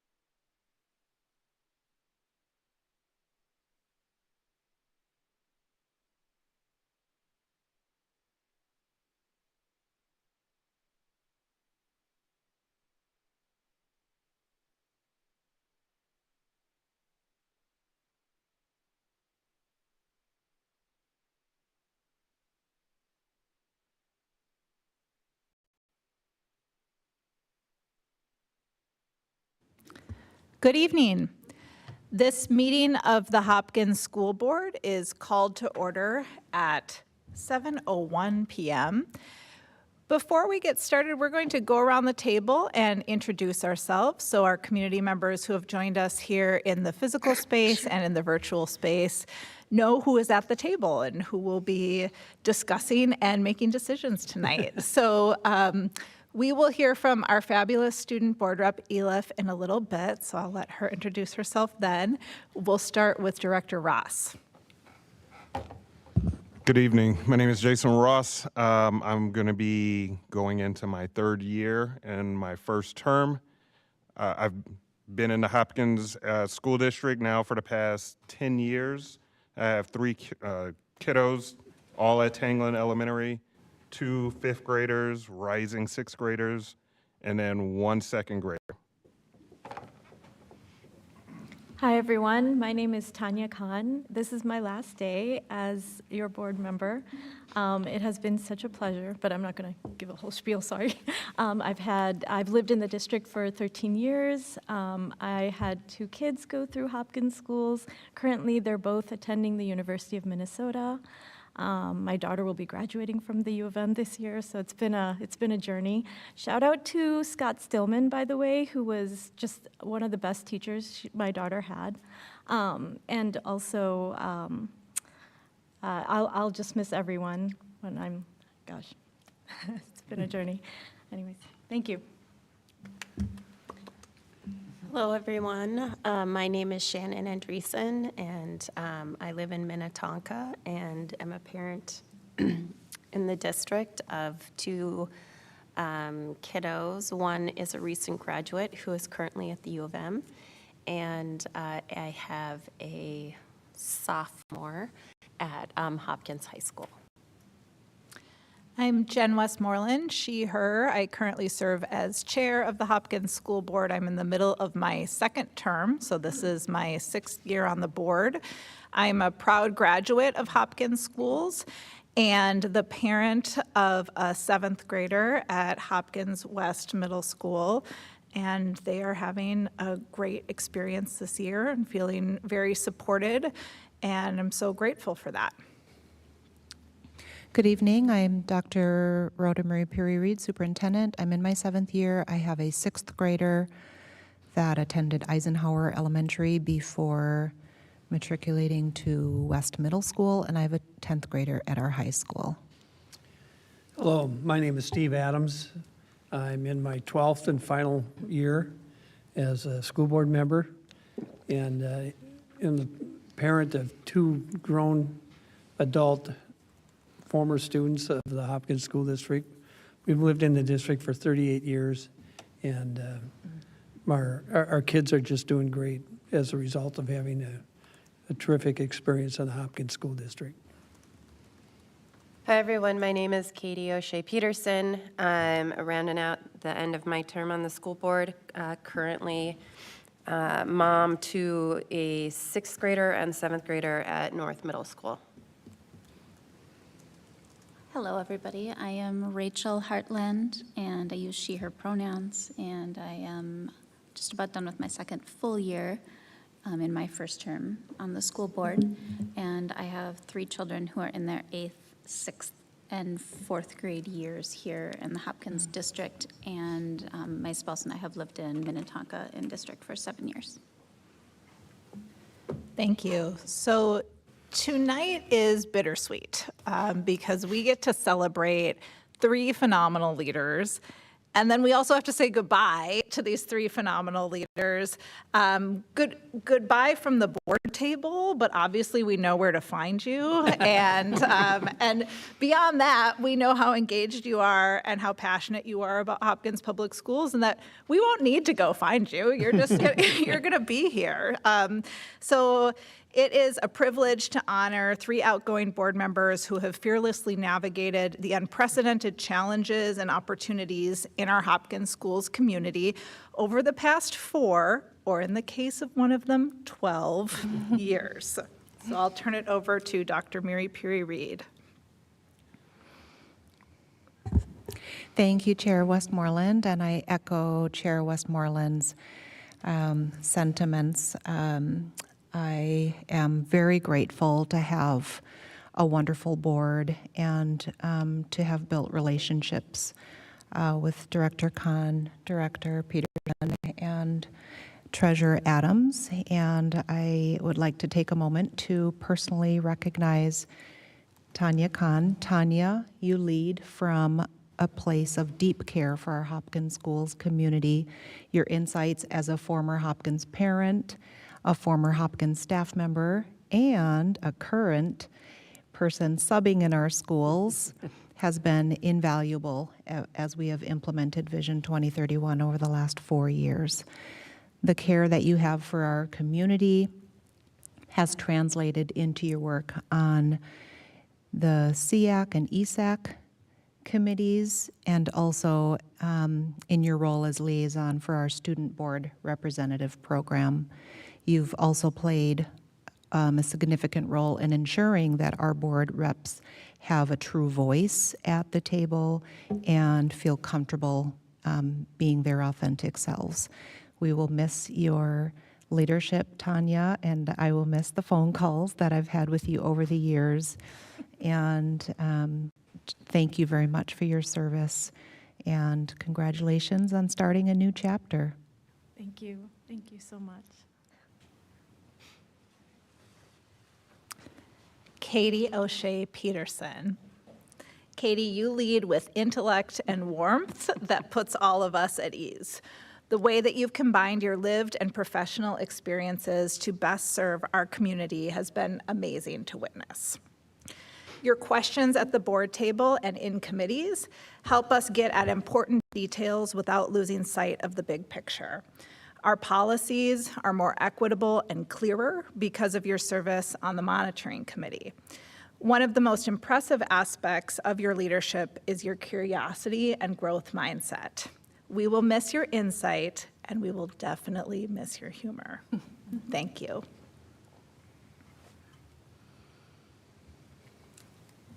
Steve, you lead with consistency and foresight. With your departure, we are losing a wealth of knowledge, not only about our district, but about educational leadership across the state. We are losing a trusted mentor, but I, for one, know where to find you. I'm going to change my phone number. I have Donna's too. But in your service as treasurer, you've ensured the fiscal health and transparency of our district and personalized numbers through your great reports at every meeting. Your leadership on the LAC and relationships with lawmakers has been crucial to passing effective public school legislation, and your involvement with AMSD and MSBA has kept our district connected to the bigger picture of public education in our state. We will miss your wisdom born of experience and, of course, your board member reports. You are an inspiration, in particular to me, of board service done not for personal gain, but for the benefit of our community. Thank you. Without a doubt, our school district is stronger, more inclusive, and more innovative because of the three of you and your steadfast leadership. We are so grateful for your service. Great. Thank you. Thank you. Thank you. Thank you. Thanks, guys. So next, we'll move into the public comment portion of our meeting. So Hopkins School Board, we believe that hearing from our community is crucial for implementing Vision 2031. And there are two ways to give public comment at a school board meeting. You can leave a voicemail before the meeting begins and have that voicemail played publicly at the meeting. And there are instructions for how to do that in the board packet and on the school board page of the district website. You also have the option to attend in person and fill out a public comment card located in the back of the boardroom and hand it to the chair, in this case me, before the meeting starts. So tonight, we received two voicemails. They're both about items that are on the agenda, so we will play those during this first public comment period.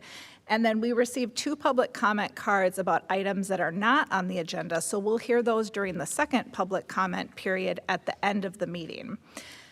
I have to read these public comment guidelines. I am only going to read them once so that you don't have to sit through them twice. So folks who are commenting at the end of the meeting, this is for you as well. And then after I read the guidelines, then we will play the 2 public comment voicemails.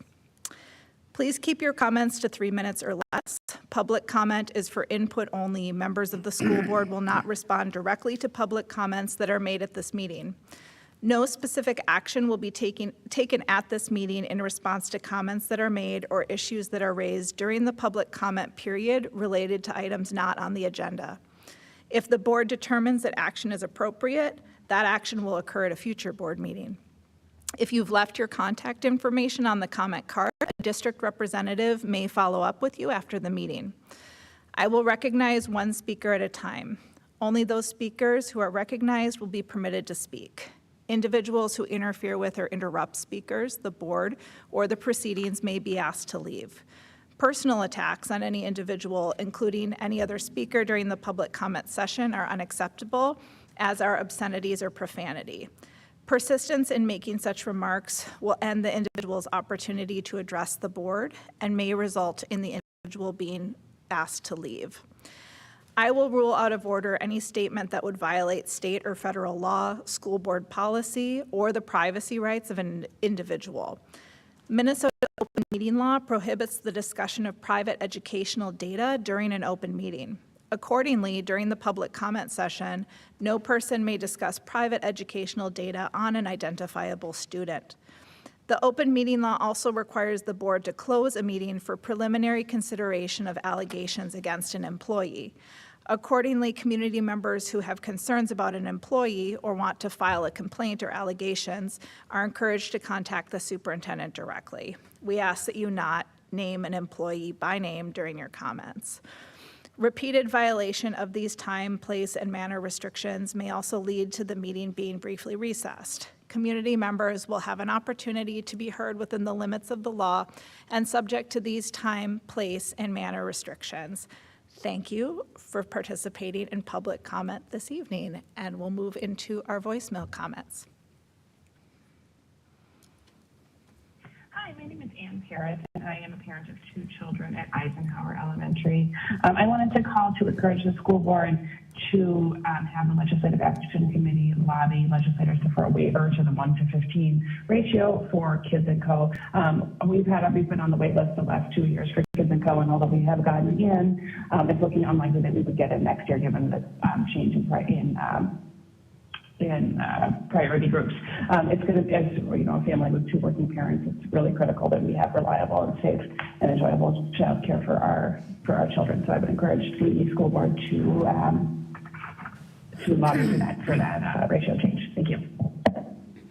I could hardly hear that. It was a bit garbled, wasn't it?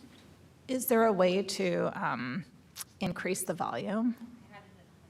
At 100, okay. Oh, okay. Are you able to Provide read? the text, There's a transcript on the, are you able to see that? I need to get better glasses. It's kind of fine. I can't really read it. Is there a way to copy and paste the text and put it in an email to the school board members? Oh, that would be great. Okay, thank you. Yeah. Perfect, thank you. Thank you. Hi, my name is Ellie Kretz. I have 2 kids at Eisenhower Elementary. I'm calling on the agenda item today of the Legislative Action Coalition agenda for the next cycle.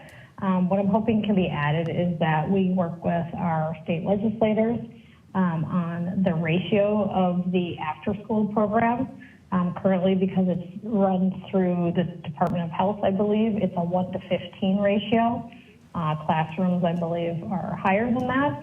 And so, as you all know, we have quite a pinch in the wait list of Hopkins for Kids & Company, especially in after-school care. So it would be great if at the state level they could create a waiver for those ratios of 1-to-15. especially at the older grades where you have fourth and fifth graders, for example. We had a call about a week ago for the introduction of the process for Kids in Company next year. And you can hear, frankly, in parents' voices, just pure desperation to try to get more kids in.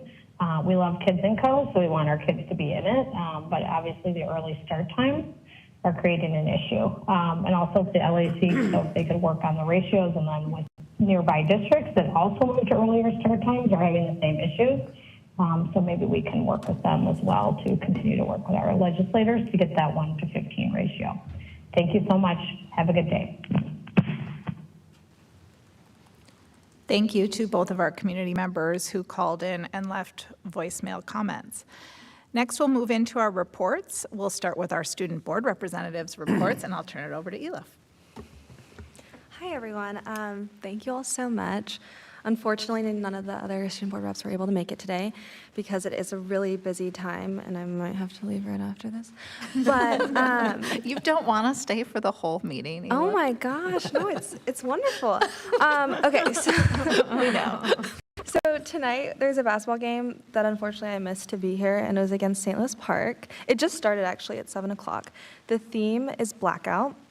Last Wednesday, we had a winter festival, which is actually the first one we've ever had at Hopkins that was hosted by our student council. And basically, it was a carnival that was hosted by all of the clubs. So students that came to the festival were also able to learn about the clubs and meet the leaders of these clubs. So, you know, people came and played games and they won prizes, and there was also concession stands. Then afterwards, there was a jazz band performance. And then they had movies going on in the theaters. So it was a big thing, which we've never had before, but I think it went really well, given that it was the first time. And the student board reps also had a booth there as well, which Grace led, who's one of the other senior representatives. Then last Thursday, we had conferences, which I don't know much about, but hopefully they went well. And then last night, we had a band concert that did go well. And on December 22nd, we're having a blood drive at the high school, which is hosted by the Health Occupation Students of America Club at Hopkins. And they're doing it with Memorial Blood Center. And it's going to be all day in the auditorium, and any student over 17 is able to do it, or with a parent's consent if you're 16. And I think that's a great opportunity for young people to learn more about the importance of donating blood and even contribute to it. And then we have winter break coming up, so again, we have a lot of exams. Then lastly, on behalf of all the student representatives, we want to thank Director Kahn, Adams, and Peterson for all that you have contributed to our school district. We truly appreciate all of you and are inspired by your commitment to bettering the lives of young people. And Director Kahn, as the leader of our Student Board Rep program, we want you to know that you have instilled confidence in all of us and have guided us in pursuing our roles on the board. So thank you so much. Wonderful, thank you. Any questions or comments for Elif before she hopefully gets to the basketball game? I'm going to study. Oh, studying? Oh, no. At the basketball game? Thank you so much. Thank you. Happy studying. Thanks. We appreciate you being here. We know it's a really busy time. It's okay. Next, we'll move on to our superintendent's report with Dr. Mary Peary-Reed. Thank you, Chair Westmoreland. Well, as always, there are more things happening across our district than we can fit into a 5-minute board report. Today, I had the pleasure of visiting Tanglin and Glen Lake classrooms, and also stepped in to visit with our nutrition services and custodial staff. I found third graders practicing their nonfiction writing skills by writing biographies of people around the world they were curious to learn more about. Kindergartners were learning how to spell single and double syllable words, and also learning the concept of nonsense words, which, according to letters training, is a very important skill. Being able to discern real versus nonsense words will come in handy, especially as students learn more complex or multisyllabic words. Fifth graders at Tanglin are at Starbase this week, learning about robots and living conditions on Mars. And I just wanted to mention, although it's sometimes challenging to fit school visits into a very busy schedule of daily meetings, the FaceTime with staff is very invaluable and precious to me. Our teachers, our counselors, social workers, paraprofessionals, and many others value the opportunity to provide a glimpse into the joys and challenges of their work. And across both schools just today, there were common themes around the rewarding work of helping our students build their academic identities and their critical thinking skills, coupled with a shared concern around the increased frequency and intensity of preschool through grade 5 behaviors that are requiring adult attention. And I know later on the board agenda is the mental health policy discussion, which is increasingly becoming an important topic in post-COVID education. It's been almost a month, but wanted to briefly recap Kindergarten Information Night, which happened back in mid-November. Our communications and marketing team planned and hosted this event, which occurred at Hopkins High School. We offered a blend of fun family activities and information about the K-12 learning trajectory in Hopkins, including how to sign up for kindergarten and also what our college and career framework looks like once this class of 2037, believe it or not, reaches high school. That evening, we served 243 adults and 120 incoming kindergartners, and the following day, our website's enrollment page had over 354 unique visitors in just that one day. So many thanks to our communications and marketing team, which we often fondly refer to as Marcom. November was Native American Heritage Month. We serve approximately 150 students who have self-identified as having Native American heritage. To commemorate this distinguished heritage, each of our media centers were given a book called Rock Your Mocks, along with a hand-sewn pair of Mille Lacs Ojibwe-style leather moccasins made from tanned deer hide and lightly decorated with glass beads. The book shows different types of moccasins. Student learning about Native American ancestry included Meadowbrook first graders being visited by Deb Andreen, who is our American Indian Cultural Associate. Deb belongs to the Turtle Mountain Band of Chippewa. They read the book Journey of the Freckled Indian and handheld culturally significant artifacts, including dream catchers, furs, and moccasins, while learning about why they are important to Native American culture. They also learned a few words in the language of Ojibwe. Also, students in virtual EDU learned anti-racist and anti-biased approaches to Thanksgiving. They engaged in conversations that promoted cultural understanding, challenged stereotypes, and uplifted marginalized voices. There are many more examples of students engaging in culturally validating learning about Native American history and culture, and we appreciate our two Native American educators, Annie Pfau and Deb Andreen. 7 years ago, HEF funded farm-to-table learning at some of our schools, and during this particular year, Meadowbrook acquired a tower garden.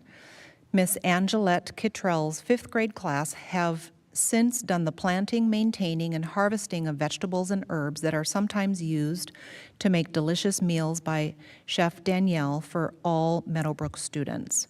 Principal Sawatsky makes sure that students have the planting materials, hydroponic minerals, and other necessary resources for this farm-to-table experience. It takes many to help the tower garden succeed, including custodians, especially Fitzum, who is fabulous in helping empty, clean, and refill the tower garden between growing periods, as well as replace light bulbs when needed, so the class can keep it going.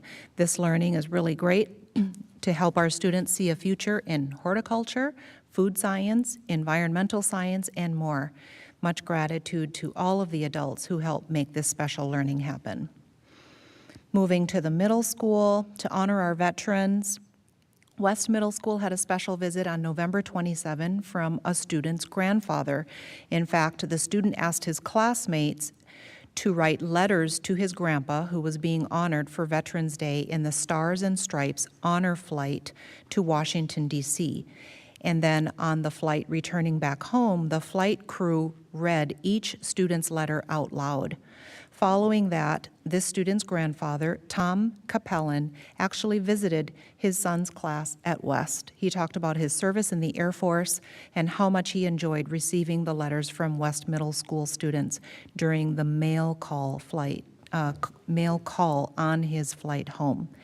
Thank you so much to the staff at West for helping our students make important connections about how our military veterans have served this country.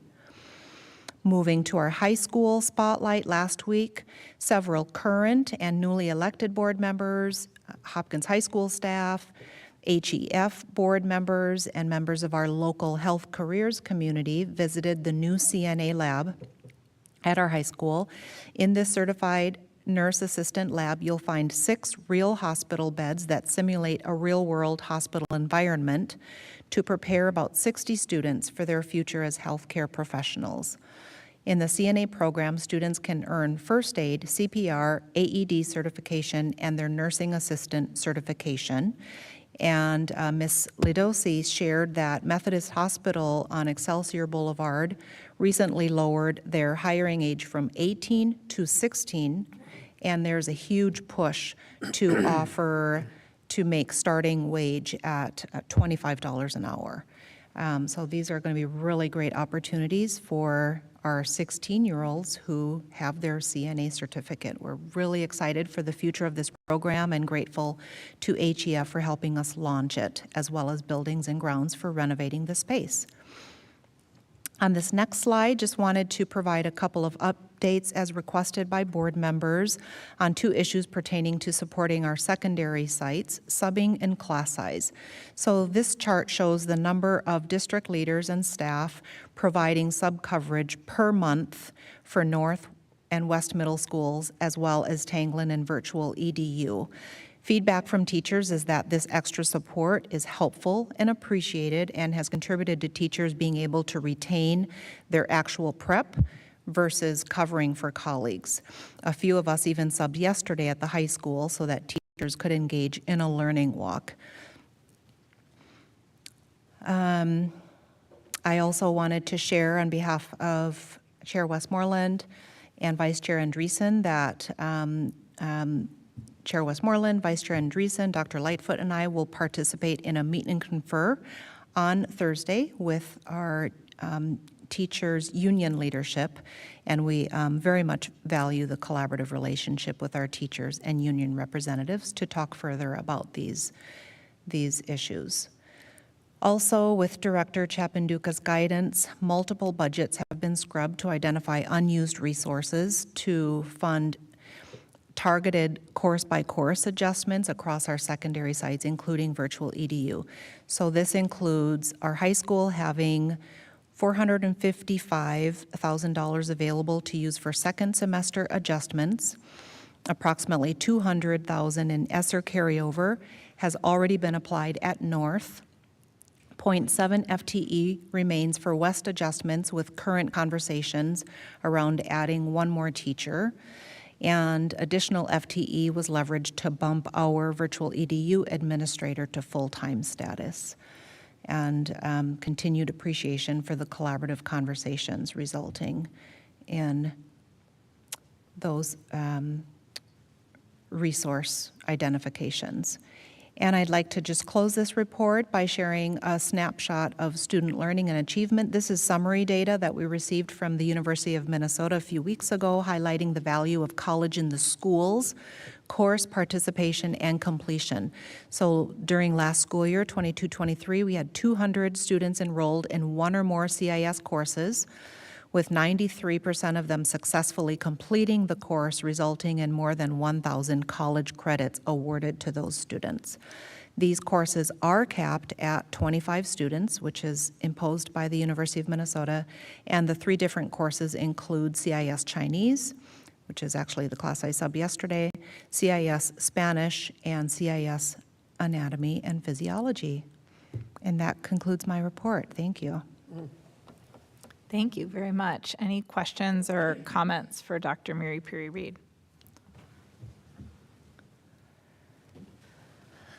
Okay, with that, I would look for a motion to approve the agenda. So moved. I have a motion. Is there a second? Second. I have a motion and a second to approve the agenda. Any discussion? Seeing none, all in favor, please say aye. Aye. All opposed, nay. Motion carries. Next, I would look for a motion to approve the consent calendar. So moved. I have a motion. Is there a second? Second. I have a motion and a second to approve the consent calendar. Any discussion? Seeing none, all in favor, please say aye. Aye. All opposed, nay. Motion carries. Next, we'll move on to our treasurer's report with Treasurer Adams. Thank you, Chair Westmoreland. Expenses of note this time, it was a rather short period of time, but from November 22nd through December 5th. But we did have some interesting expenses. $8,000 for 4 Teach for America fellowships, which I'm sure will be helpful to our staff during the coming year. I think it was in relation probably to the Native American month, but we spent $750 for a birch bark Ojibwa crafting class, doing things with birch bark. Numerous charges for winterizing sprinkler systems, numerous charges for substitute teachers, which kind of indicates we're in the cold and flu season. $3,196 in concession commissions paid out to various booster clubs and activity clubs. We have a new vendor for our milk supply, and that's Kemp's, and we spent $9,000 with them in that short period of time. There were numerous charges for building construction related to transition from junior high to middle school. So we had to make some physical changes to some of our schools to accommodate the new students coming in from what used to be the grade schools. And $155,000 for the Glen Lake Playground project to make it acceptable and welcoming to kids with disabilities. So with that, I move that we approve total disbursements in the amount of $853,556.66 for the period of November 22nd, 2023 through December 5th, 2023. I have a motion to approve the treasurer's report. Is there a second? Second. I have a motion and a second to approve the treasurer's report. Any further discussion? Seeing none, all in favor, please say aye. Aye. All opposed, nay. Motion carries. Thank you, Treasurer Adams. Next, we'll move into unfinished business, where we'll continue our policy discussion about the mental health policy that we started at our last meeting. So we'll invite Assistant Superintendent Lightfoot to the table, and I will turn it over to Vice Chair Andreessen, who is the chair of our monitoring committee. Thank you, Chair Westmoreland. Welcome, Assistant Superintendent Lightfoot.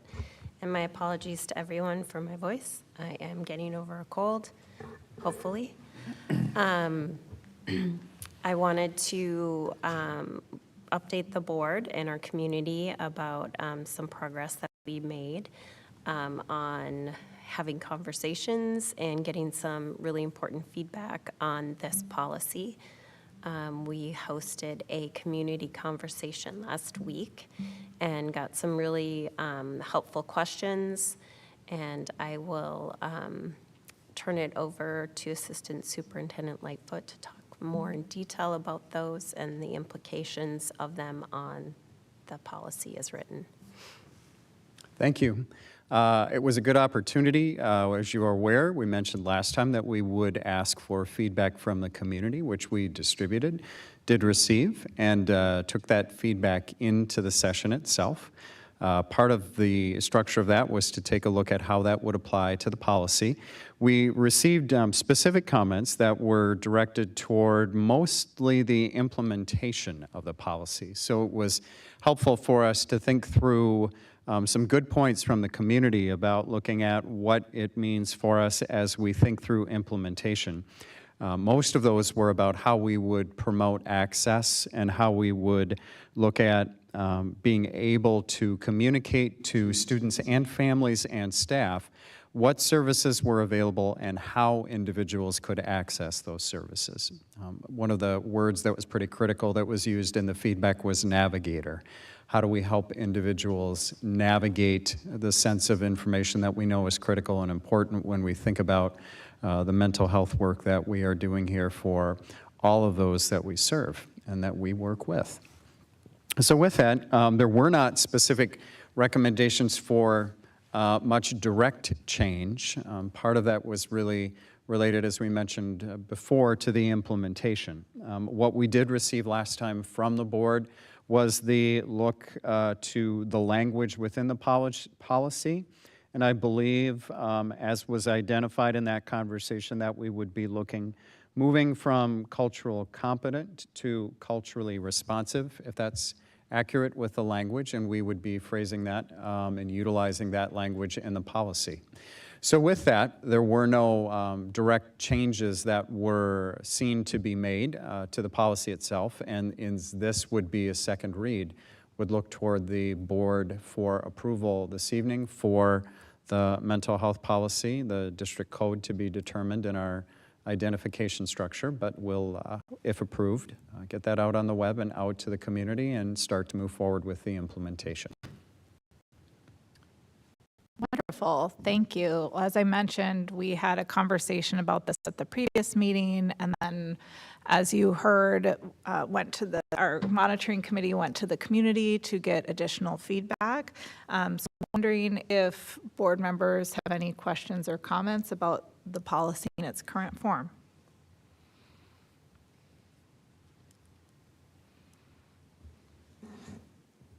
Chair Westmoreland? Yes.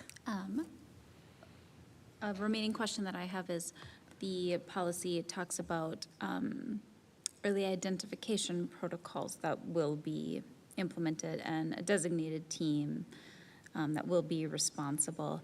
Is there any kind of timeline for such things, or do they technically already exist? I mean, I assume some of these things already exist. Yeah, we did. We had good conversation when we were meeting over the course of the summer, more particularly with our elementary providers at that point in time, about some of the tools that were being utilized. We have an upcoming conversation about an early childhood screening opportunity as we think about its relation to enrollment and ways in which we can engage that also. So engaging our social workers and our counselors in those conversations as well.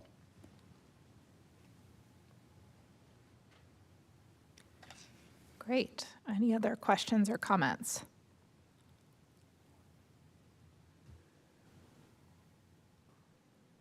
Well, thank you to the monitoring committee, to the staff who gave quite a bit of input on this policy. As we heard last time, our students and our community members. This is much needed policy and will help align current practice and future practice with the priorities of this board and this community. So, excellent. With that, I would look for a motion to approve the policy in first read and direct the administration to prepare the policy for approval in second read at the next meeting as part of consent. We're actually asking the board if they would approve this as its second reading. In second read. So I should probably ask for that motion instead. I can move that. Great. And I can second that. So I have a motion and a second to approve this policy in second read. Are there any further comments or questions? I would just comment that I expect that this is a policy that will be modified quite often in the future as situations evolve. Great. Any further discussion? Seeing none, all in favor, please say aye. Aye. All opposed, nay. Motion carries. Thank you, Vice Chair Andreessen and Assistant Superintendent Lightfoot. So now we will move into new business, and the first item is our Legislative Action Coalition State Platform for 2024. So we will invite our LAC team up. Director Adams will move to the other side of the table.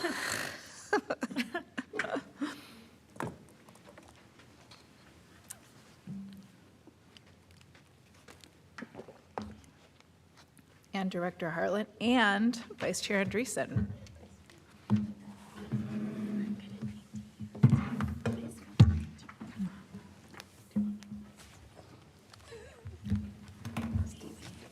Welcome, thank you.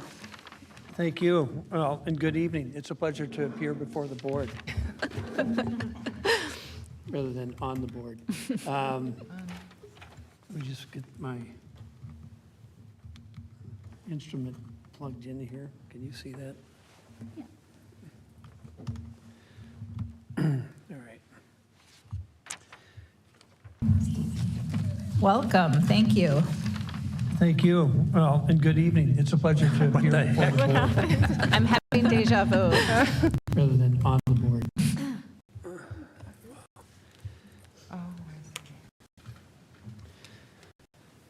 Well, I'm Steve Adams. I'm the chair of the board chair of the Legislative Action Coalition. And every year we put together a platform to present to our legislators, typically at a breakfast before the legislative session commences. And I'll walk you through the process we go through. But before I do that, I'd like the members of the LAC to introduce themselves, starting with Vice Chair Andreessen down at the end. Hi, my name is Shannon Andreessen, and I have been on the LAC as long as I've known Steve. How long is that? Wow. 11. 12 years, 11 years? I am Jen Cameron. I have not been on the LAC as long as I've known Steve. I've known Steve longer.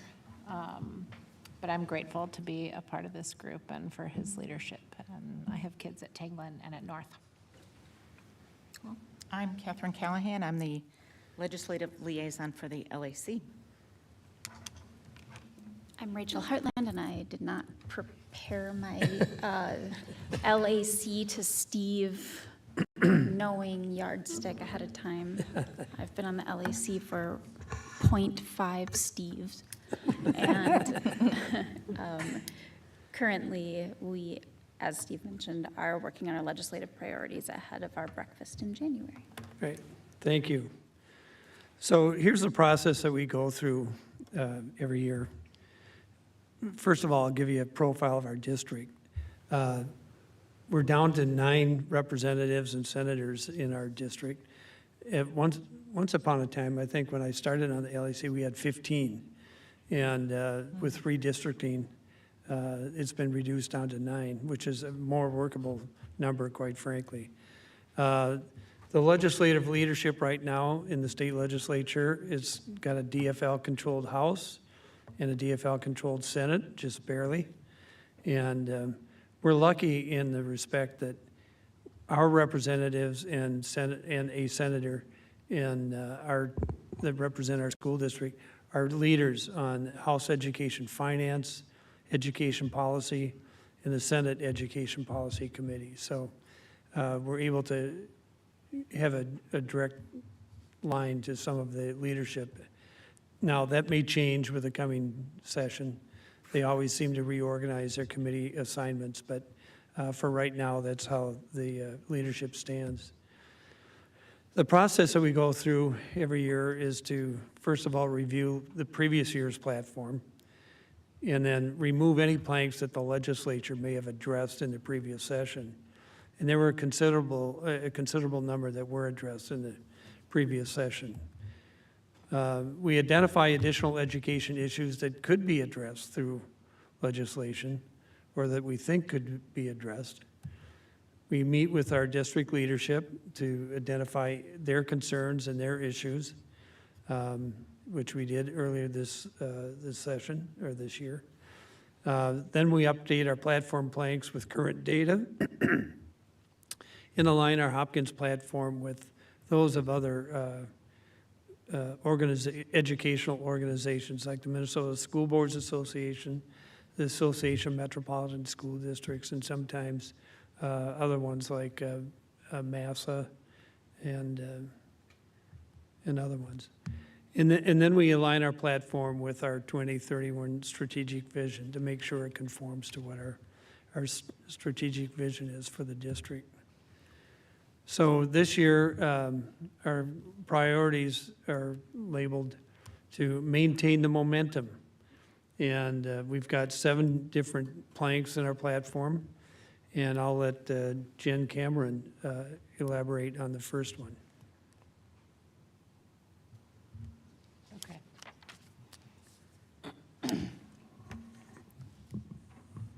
I have to make my screen bigger and switch my glasses so that I can see. This is very relatable. 2 pairs of bifocals aren't enough. The first item on our priority list is to expand and stabilize student safety and the services that by increasing and stabilizing funding and resources and access. So there's a couple of pieces to that puzzle.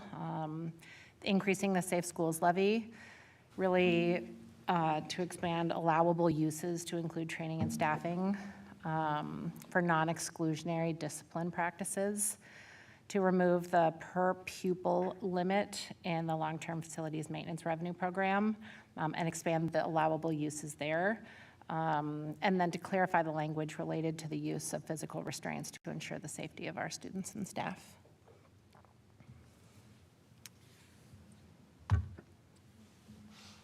We're also asking the legislature to partner with us to expand mental health supports for students and staff. And part of that is work with the Minnesota Department of Education and Health and Human Services and their federal counterparts to reform and expand the funding mechanisms for school social workers and site-based psychologists. We also have been asking for many years to reduce the grant-based funding mechanisms, which are currently in place in our schools for very needed and necessary staff, and replace those because they are relying on us to go back every 2 or 3 years to get funding again, to then replace that with targeted funding specifically for these critical services in our schools. And finally, to expand the full-service community school model, which embeds mental wellness, student health, and food security into our school sites and directly into our communities.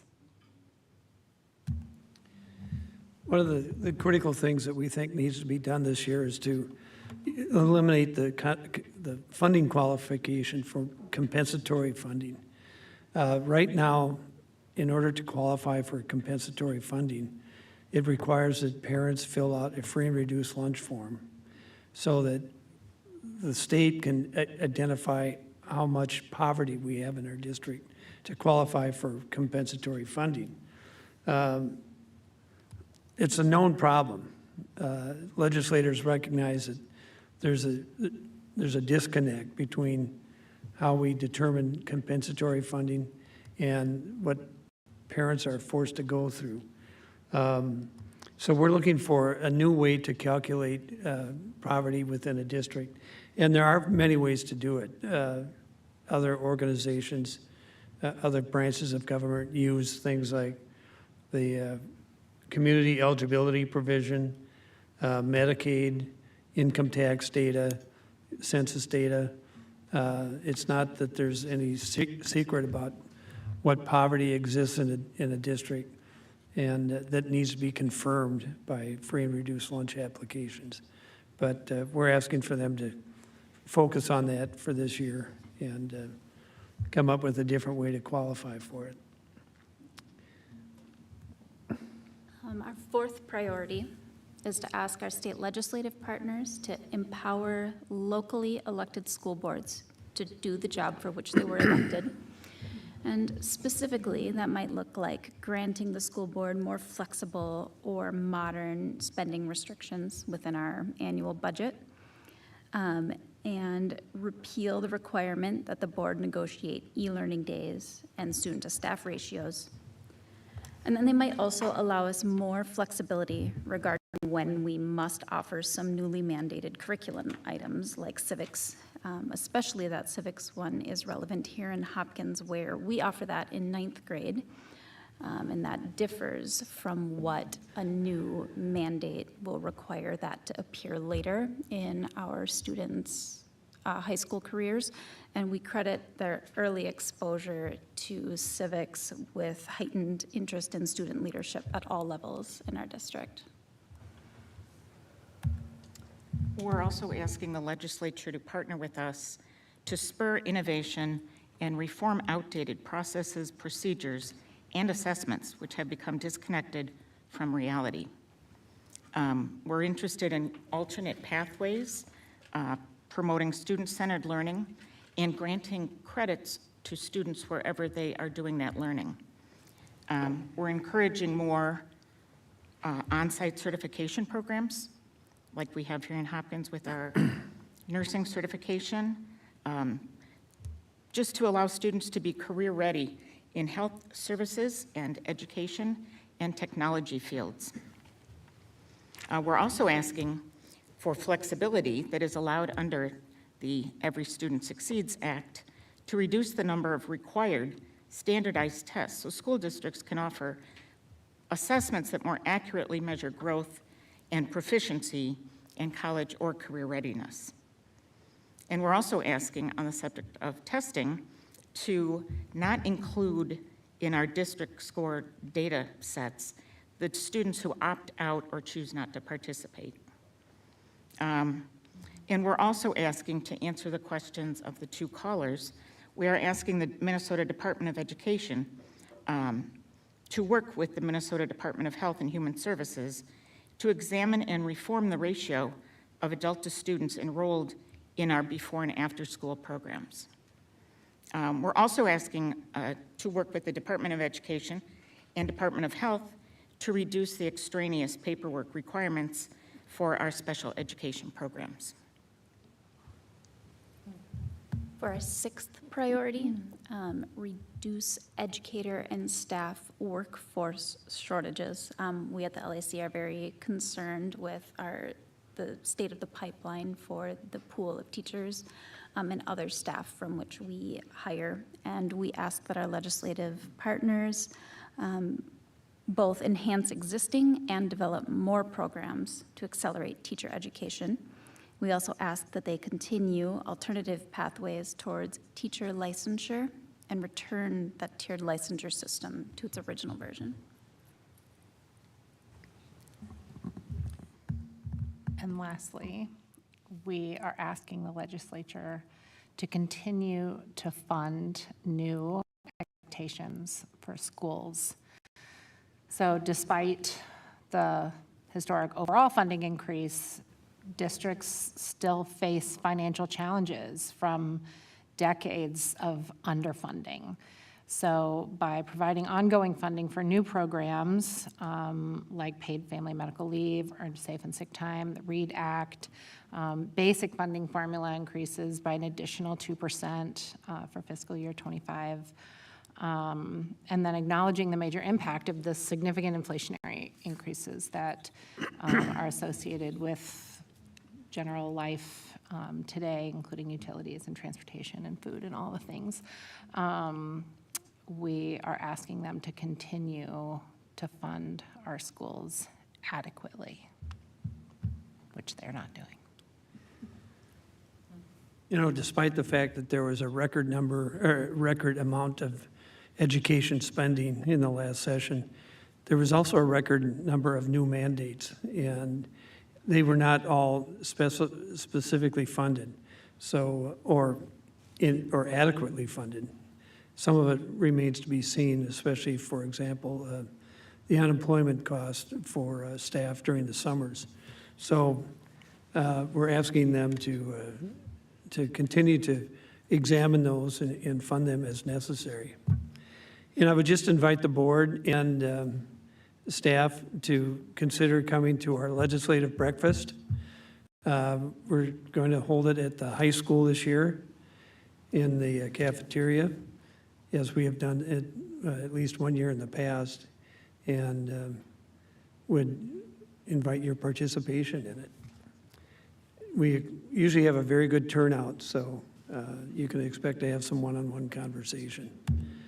So are there any questions for any of us regarding our platform this year? I appreciate the framing of the platform as continuing the maintaining the momentum, and the fact that you start out with a statement of gratitude.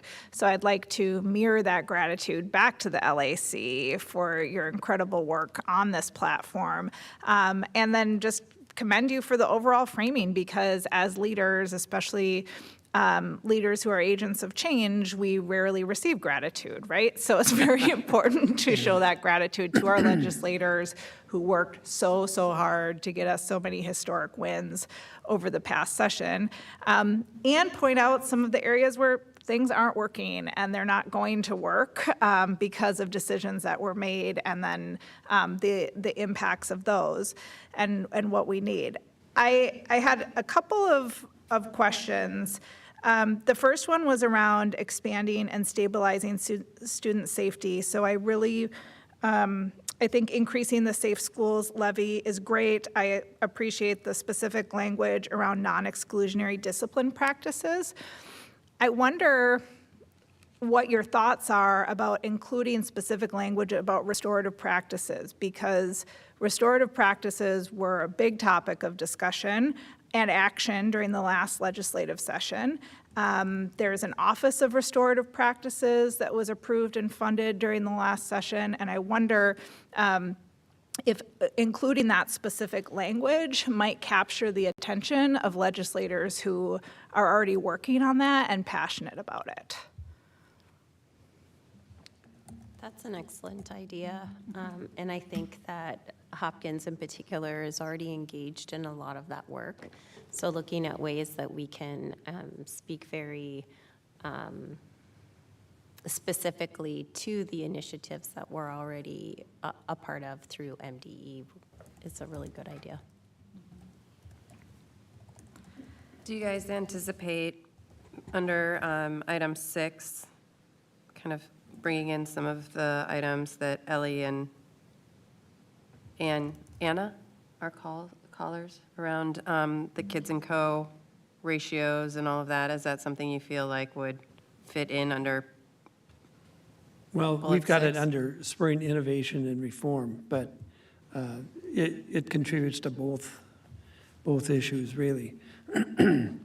Yeah, I don't know who determined that 15 was the appropriate ratio for before and after school care for kiddos, but clearly it's being stretched in our district, and I know it's happening in other districts too, where they've got a wait list for before and after school care. So I think it's time to probably reevaluate that, whether or not it can possibly be addressed. It might be an opportunity to have, like Jaleesa, join us at the legislative breakfast, or someone that could speak specifically around that, and giving just a quick opportunity to address that in person to our legislators. Right, I agree. Except she'll be having a baby. Well, you know, minor inconvenience. Well, and I think too, there's several different ways to approach this, and just having increased conversations with our legislatures and MDE, and where they think school-based programming fits in the broader spectrum of what's deemed currently as childcare. Yeah. So I think that is a discussion that we need to continue having, and it would alleviate a lot of that waiting list that we currently have. So hoping those conversations will go well. I think I'm pretty sure the ratio comes directly from Health and Human Services. Right. Director Fisher, I think that's correct. I have a question, Chair. Yes. My question also is about language and concept alignment under priority 5, if we might find a bullet where we can infuse competency-based education. So we are moving in that direction in Hopkins, but also there is some statewide energy around competency-based education. AMSD brought in a couple of speakers to help us focus on that. And I think we're behind a few other states who are progressively ahead of us, but there is some movement headed in that direction. So I think it would be wise to include that language maybe in the first bullet. Yeah, maybe the first bullet.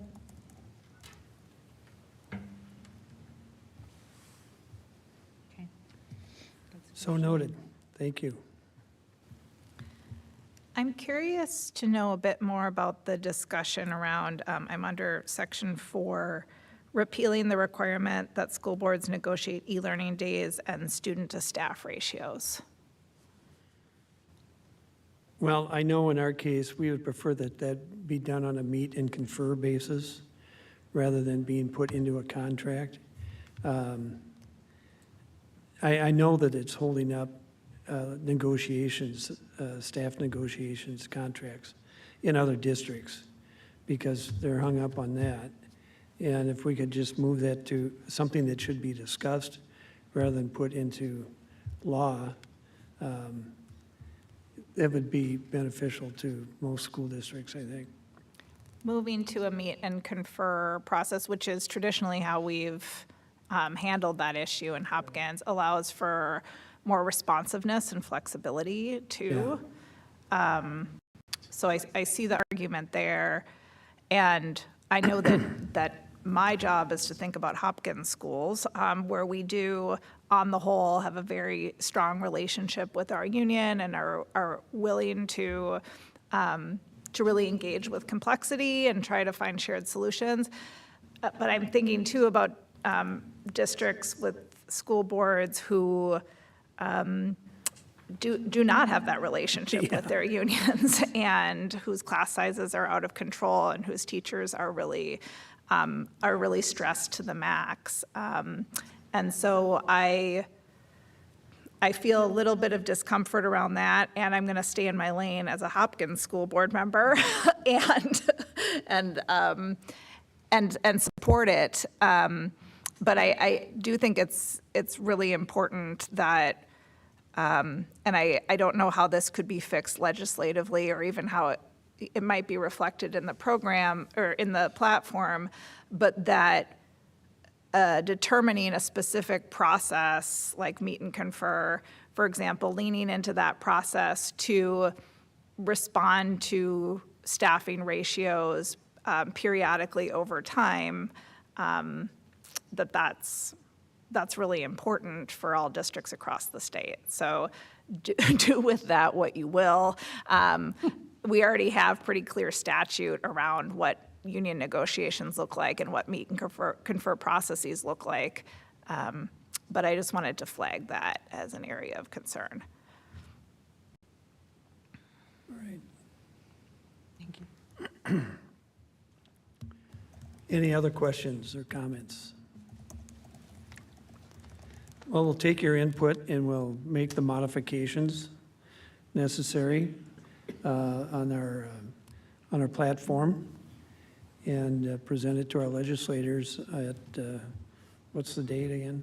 January 19th. So we appreciate your input. Thank you very much. I think you really struck the balance between high-level concepts that are aligned with our values here in Hopkins, and then specific actions that we're looking for. So looking forward to the breakfast. All right. On the Thank you. 19th. Thank you. Well done, thank you. We will invite our board members who are on that side of the table back to the side of the table, and then we'll vote on the platform.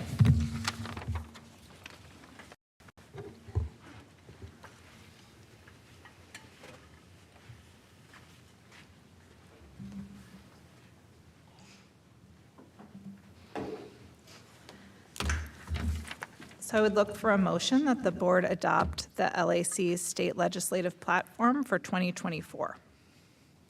So moved. I have a motion. Is there a second? Second. I have a motion and a second to adopt the LAC platform for 2024. Any further discussion? I actually do have one comment, and that would be that any modifications that we make by us going forward today, we are agreeing that they're relatively minor and they'll be constrained to the scope that was discussed here in response to our questions, and that would be acceptable by approving the platform today. Okay. Thank you. Any further discussion? Seeing none, all in favor, please say aye. Aye. All opposed, nay. Motion carries. Thank you, LAC team. Next, we'll move on to the certification of 2023 pay 2024 tax levy, and I will turn it over to Dr. Mary Puri-Reed as we invite Director Chapanduka to the table. Thank you, Chair Westmoreland. Welcome to the table, Director Chapanduka. So back in September, our board certified the proposed property tax levy at the maximum for pay 24, and earlier this evening, Director Chapanduka provided an update for the board and also facilitated the Truth in Taxation hearing to hear citizen input. And Truro will now review the proposed property tax levy for board members. Thank you. Thank you, Dr. Mary Perret, and again, good evening, board members and the community. As alluded by the superintendent, earlier on we did present the Truth in Taxation, which preceded the pre-certification of the proposed tax levy. It marks in September, to be specific, September 26. And then in mid-November, the count mailed proposed property tax statements to all property owners. And today we did present on the Truth in Taxation, and that proposal specifies that our 2024 proposed tax levy will be $70,907,113, or 7.8% in comparison to the certified levy payable in 2023. That's a $5.1 million increase. And I know when we initially uploaded the memo to the board last week, the numbers were a little bit different. I did modify those numbers this morning after getting an email from MDE. So the numbers I'm sharing with the community are the final proposed numbers. It was just a slight difference. And the 5.1 million increase is comprising of two main elements. One of those elements is the long-term facilities maintenance, pay as you go, which is used for facilities repairs and deferred maintenance. And the other increase is on the capital projects levy, which is actually determined by the referendum market value as well as the net tax capacity. There were other increases and decreases slight across different formulas, since we have about 40 different categories which bring up our total levy for the district. So what we have before the board is to actually approve the levy. As I had mentioned earlier on, when we did the truth in taxation, the impact across different estimated market value for residential homesteads is between 1 to 2%.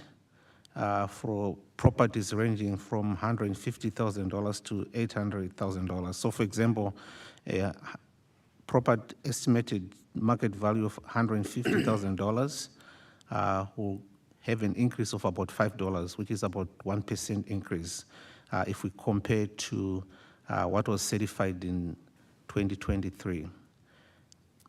A property of about $800,000 will have an increase of about $64 or 2% if we compare to what was proposed in 2023.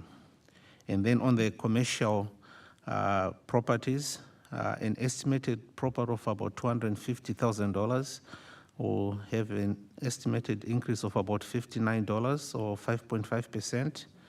A $4 million commercial property will have about an increase of $1,169 compared to what was certified in 2023 and what was actually paid, which is about a 6.2% increase. There are also opportunities for senior leaders who live in our community with fixed income to utilize the Minnesota Homestead Credit Refund. And more information can be found at the Minnesota Department of Revenue website. They can complete the tax form M1PR. There's also opportunities for property tax deferral for seniors 65 years age and above with household income of $96,000. And those are provisions which are available to the community. I just wanted to make sure that everyone is aware of that. That being said, what we have before the board is to certify the proposed levy for pay 2024 of $70,907,113, and an increase of 7.8% in comparison to the certified levy payable in 2023. And this also requires a roll call. Thank you. Thank you, Director Chapman-Duca. Questions or comments from my board colleagues? Chair Westmoreland. Yes, Director Adams. I had some concern when I first saw that we were looking at a 7.8% increase, but I was reassured when I looked at the spreadsheet that showed what the actual increase is going to be for our local taxpayers and specifically for single-family homeowners, and it amounting to about 1.6%, at least on my property. I was relieved to see that.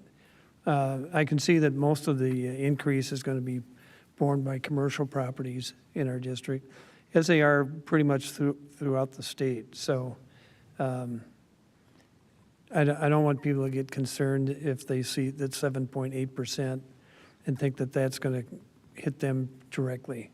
It is not. So I feel reassured at the current projections.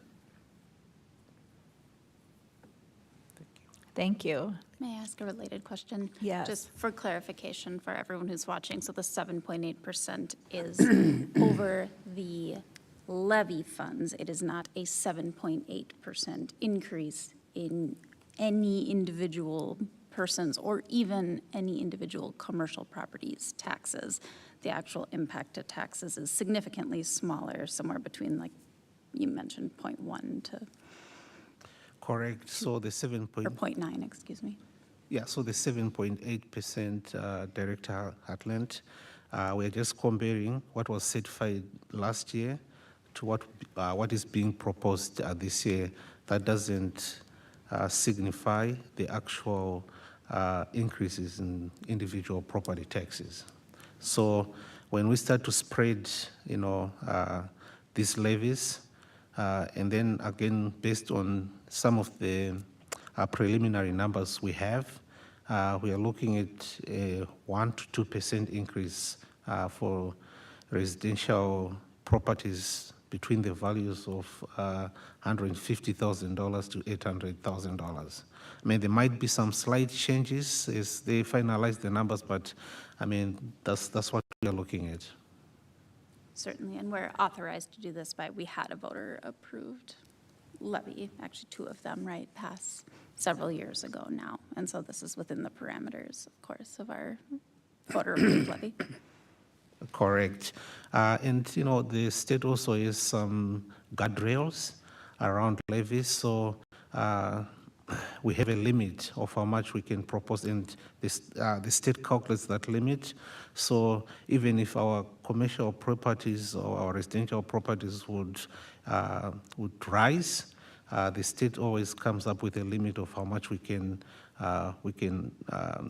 levy just to protect property owners. Thank you, and I also appreciated that you included information on the programs for either low-income households or senior citizens, where they can either have some exemptions or waivers to these increases.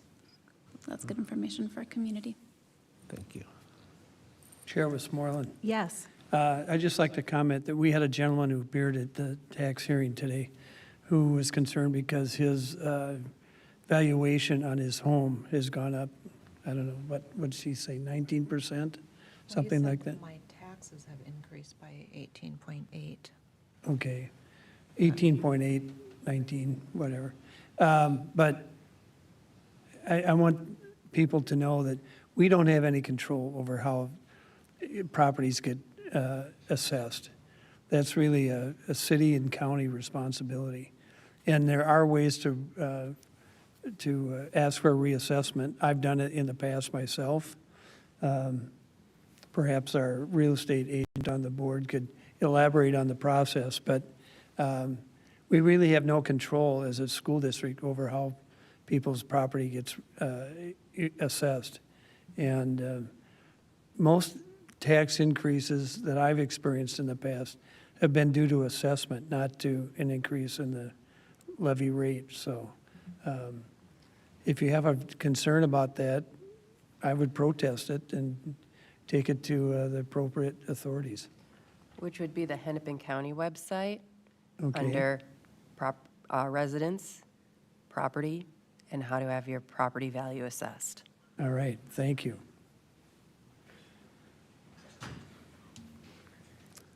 Excellent. Any other comments or questions? So we'll do a roll call vote. So I see Clerk Ross is already ready. So with that, I would look for a motion that the board approve the resolution establishing school district tax levies authorized for general and special purposes. So moved. I have a motion. Is there a second? Second. I have a motion and a second to approve the resolution. Any further discussion? Seeing none, Clerk Ross. Chair Westmoreland. Aye. Treasurer Adams. Aye. Director Peterson. Aye. Director Khan. I vote nay. I think there are a lot of people who are stretched past their budget, and I can't approve. Vice Chair Andreessen. Aye. Director Hartland. Aye. Director Ross. Aye.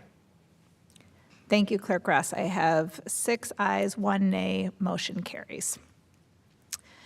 Next, we'll move on to our board member reports. Thank you. Thank you, Director Chapanduka. Yes. Thank you, Torero. I'll go first. Wonderful. Despite the fact that it was a relatively short period between our last meeting, I was fairly busy. November 20th, I attended the first meeting of the year of our Citizens Financial Advisory Committee. So we're getting that off the ground. That's the first thing we do in our budgeting process. December 1st, I attended my last Association of Metropolitan School Districts meeting and saw a very interesting presentation by the senior state demographer. And it is digitized and available on the AMSD website. So I would encourage people to check into that. It's not dry numbers as you might expect. It's very entertaining. The next day I attended the MSBA Delegate Assembly as an observer to see what's on the minds of school district, school board personnel across the state. And it was heated at times over certain topics and complicated by a lot of maneuvering regarding, calling the question and cutting off discussion, but it finished on time, which is remarkable. December 7th, last Thursday, I attended the open house of the new nursing lab at the high school, and am excited about the opportunities that this is going to create for our students in the district. And I think it's going to be a great opportunity for a lot of our students to get some real experience and move into a rewarding career. So, and finally, I would just like to thank people that have made it possible for me to serve the district as a school board member over the last 12 years. I think the fellow board members I've served with over the years, it's a remarkable group of people that are committed to education, and is our administration and teaching staff in the Hopkins School District, and parents and students as well, who are committed to getting a quality education in the Hopkins School District and making it always better. One of the things I've found over the years is that Hopkins is on the leading edge of just about everything that's happening in education. I attend a lot of conferences and get to rub shoulders with a lot of other school board members, see a lot of presentations on best practices, and am always amazed and pleased that Hopkins has implemented most of those already without having to go to a conference and have someone tell us what the best practice is. We seem to find our way very elegantly, and I'm proud of the fact that we do so and have become a model for other school districts across the state. So I appreciate the opportunity to having served the school district and the voters of this district for the last 12 years. So thank you. We're so grateful for your leadership. Thank you. Thank you. Thank you, Steve. Can I go? Sure. Sorry. No, Okay. the floor is yours. I just wanted to say that I have been subbing throughout our district, and I've seen really incredible students and incredible staff doing everything they can to make sure our kids are successful, and I couldn't be more proud to have been part of this school district. And I also wanted to say that it has been such an honor and privilege to have served as one of the directors on the Hopkins Public School Board. Being part of this team of dynamic and proactive school board members has been a great experience. I appreciate that even when we differed with one another, we were able to work together and make decisions with one voice. I've loved Hopkins schools since the day I walked into Alice Smith Elementary School. And I loved how diverse, multi-ethnic our student body was, and they were embraced by everyone despite their differences. I appreciated how inclusive the environment was in our district. Currently, we function in a global economy with a diverse workforce where graduates will need to be able to work with people from diverse and multicultural populations. Hopkins provides students with a multicultural student body and high academic standards. Our students are comfortable with the multicultural environment provided to them, including the various languages spoken and religions represented in our schools. Because of this, I feel that many of our students are successful in the real world because of the fact that they attended Hopkins schools. During COVID, when our school was when our world was in complete upheaval, I felt that our school board, superintendent, administrators, teachers, paraprofessionals, staff, janitorial department, families, and everyone else who makes our district amazing rose to the challenge and did the best that they could to keep our district afloat. I thank each and every one of you for doing a phenomenal job running our school district while everything was in chaos.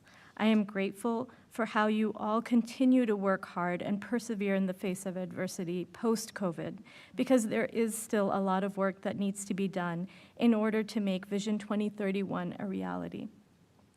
As I step down, I would like to take the opportunity to welcome our new school board members. I hope you are able to dedicate yourselves to improving our students' academic careers moving forward. I wish you the best of luck. I thank you all for supporting me and for electing me to this esteemed office. Thank you.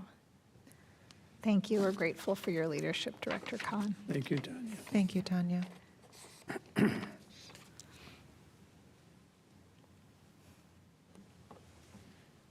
Director Peterson? Hi. You thought if I just sat here quietly, you guys would just leave me alone. No, I'm just kidding. So I'm not, you guys know I'm not done. You're still gonna see me. You're still gonna hear from me. Like, as much as you wish that weren't true, I might just come and do public comment just for fun every once in a while. You're going to test the time limit, aren't you? Yeah, totally, I am. I'm gonna try it, and then you're gonna try and shut me up, and I'm just gonna keep going. No, I mean, the things that we've done have been amazing, and like I've said to all of you, and perhaps not to everyone else, but during my time on the school board, I just realized I like to get a lot more down and dirty, get my hands dirty, get out there and ruffle feathers, and I look forward to doing that in a non-board capacity. Board work felt a little bit too in the box for me. I know it's a big surprise for those of you that know me, so I'm still gonna be around. I'm just gonna be doing it in a different way with my same really annoying sense of humor. I mean, Bra, you're gonna see me. It's gonna be fine, Bra. You'll see me. Seriously, it's not goodbye. All right. Thank you, Katie. Grateful for your leadership and your sense of humor. Yes. I just have a couple quick comments. One, had the pleasure of attending the MSBA Delegate Assembly last weekend, and then we had the opportunity to approve 15 legislative resolutions. During that time, it was what Treasurer Adams noted. There was some heated, contentious items that came up, and was able to also see both Vice Chair Andreessen and Treasurer Adams there as well for the support, knowing that that was my first time at a delegate assembly, so was able to get some quick coaching from some experts. In addition, I had the pleasure of attending Starbase Minnesota, so that was a lot of fun to go with the 5th grade classes at Tanglin. So special shout out to Ms. Rosso, Ms. Gutierrez, and Mr. Ottman for allowing me to come and accompany, be a chaperone, I guess, with the students and learn about Starbase Minnesota and kind of the STEM careers and the type of engineering that the kids were able to work with.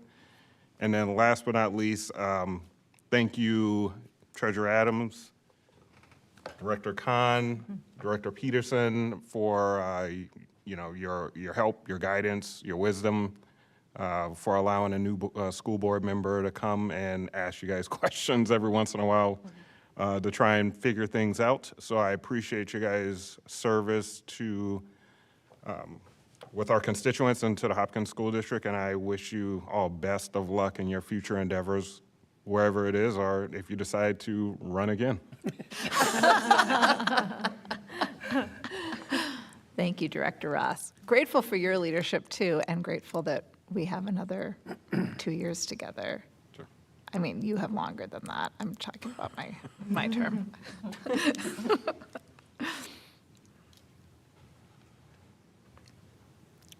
Great. Any other board member reports?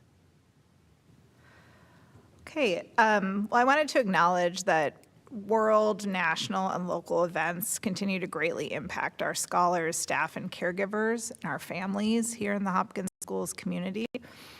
The instances of anti-Semitism and Islamophobia or anti-Arab sentiment are not only traumatizing in and of themselves, they unearth layers of personal, generational, cultural, and religious trauma that deeply impacts members of our Hopkins Schools community. And I've had many conversations about this over the past few months. We also have been witnessing continued physical and systemic attacks on our queer community members, including the recent killing of Savannah Williams. These traumatize us as queer people and make us feel unsafe. Every day we see the impacts of the ongoing oppression of Indigenous, Black, and Brown community members by our educational, healthcare, public safety, and criminal legal systems. The impacts of these events and more on our Hopkins Schools community cannot be overstated. And we continue to show up for each other. We hold each other in care. We restore relationships and repair harm. We tap into our truth, courage, and resilience. We engage in really difficult conversations and do concrete work to change harmful systems and practices. We celebrate each other, and we rest. As we head into the end of our calendar year, this is our last school board meeting of the year. My hope is that every person in our community can find something, one thing, that brings you rest and peace, because we know that this collective work will continue in 2024. So we'll move into our second public comment period now. I will not reread the public comment guidelines. We can all be grateful for that. And I'm going to invite community members up in the order that I received the public comment cards. So I have 3 public comment cards for items not on the agenda. So first I'll invite Katrina Poplet.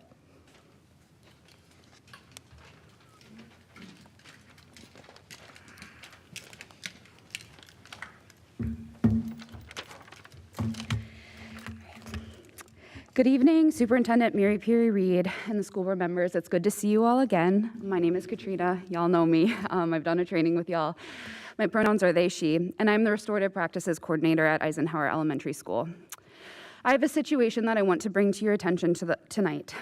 Over the past 65 days, as I have been doing my job to educate students about restorative practices, justice, and current events, I have been accused of doing harm to the Jewish community, misusing my professional platform, and not working within the system because of my knowledge and support of the Palestinian community and people. I would like to address some of the accusations that have been made against me. Firstly, the genocide that is occurring in Palestine is not about religion, but settler colonialism.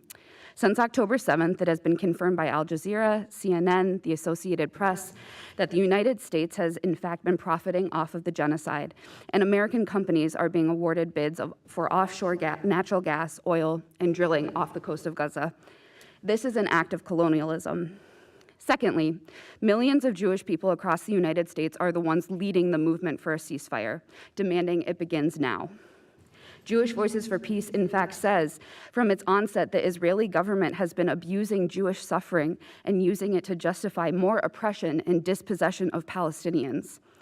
To call me anti-Semitic is both inaccurate and a way of deflecting the real conversation our learning community needs to engage in, the harm and killing of tens of thousands of Palestinians for land and resources. Finally, for those who have been telling me that I've been misusing my professional platform, while yes, I am an elementary educator, my students and families know about what is happening. Our students have come to me and asked me, stating, and I quote, "You are the only teacher who has let me ask questions about Palestine. Everyone else just tells me to be quiet, but those children look like me, and they are dying." Just today, another student slipped me a poster in the hallway that they had made with Palestinian flags on it. Hopkins has taken bold and brilliant stances before when systemic injustices are controversial. For example, we can openly say that Black Lives Matter, and we have Hopkins pride shirts with the rainbow representing the queer community, when saying either of these things is not allowed in many schools around the nation. Since November 3rd, I've been actively censored by the district for having posters on my door that were in solidarity with Palestine and for acknowledging the connections of our community has to Palestine. I am really tired of being silenced, and so my asks are these. For the Hopkins School District to stand boldly for vigilant equity and in support of the Palestinian people while acknowledging that pro-Palestinian beliefs are in fact the highest honoring of Jewish voices and Jewish life. For the Hopkins School District to stop censoring my voice and engage with the connection I am making between restorative Indigenous practices and what is happening to the Indigenous people of Palestine. And finally, for the district to recognize I am uplifting the voices of all of our students and families who look just like them around the world by saying Free Palestine. Thank you. Thank you. Thank you, Katrina. Next, I'd like to invite Michael Seitz to the table.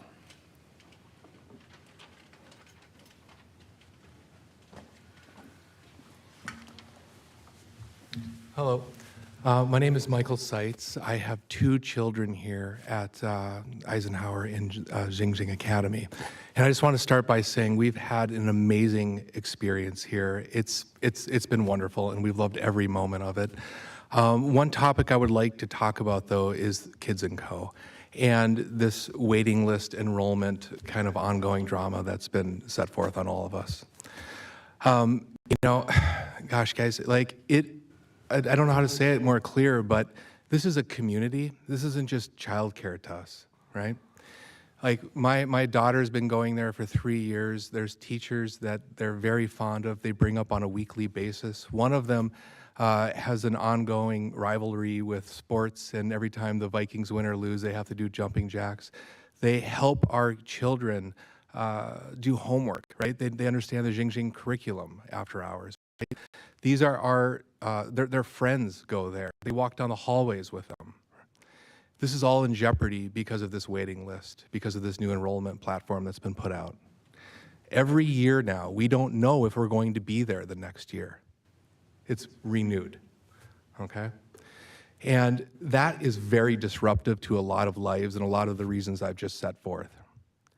Now, for me, I started thinking about it logically, and I was like, well, what waiting lists function this way, right? What things are reset every year? I mean, surely we're not telling the University of Minnesota students that they have to re-enroll at the end of every year. So I started calling daycares in the community. I can't find one that does it. I challenge you to do that, to find that. So then I started calling other schools, Wyzetta. Once you're in for life, right? Minnetonka, okay, I called them. So they do have a waiting list, and they reset it every year, but they have a first come, first served basis, unlike ours now, that actually has a tiered approach to it. And they told me with confidence, if I call within the first month, I'm in. Don't worry about it. It fills up after that. Eden Prairie, they pride themselves on being flexible. They have an early bird special that they call it. If you call in February, guaranteed in. Robbinsdale, once you're in for life. Brooklyn Center, they have 2, one free, one paid. Paid, guaranteed in for life. The free one, once you're in, you're in. Bloomington, first come, first serve. Once you're in, you're in. I'm still waiting to hear back from Orono, St. Louis Park, Minneapolis, and others, and I'll be happy to report on those when I find them. So with all that being said, I ask, where did the structure come from, right? What kind of research has been put into this, how it's set up right now? Surely our kids aren't the guinea pigs on it, and it has some reporting out there. Thank you very much, and I appreciate your time. Thank you. Thank you. Next, I'd like to invite Alice to the table.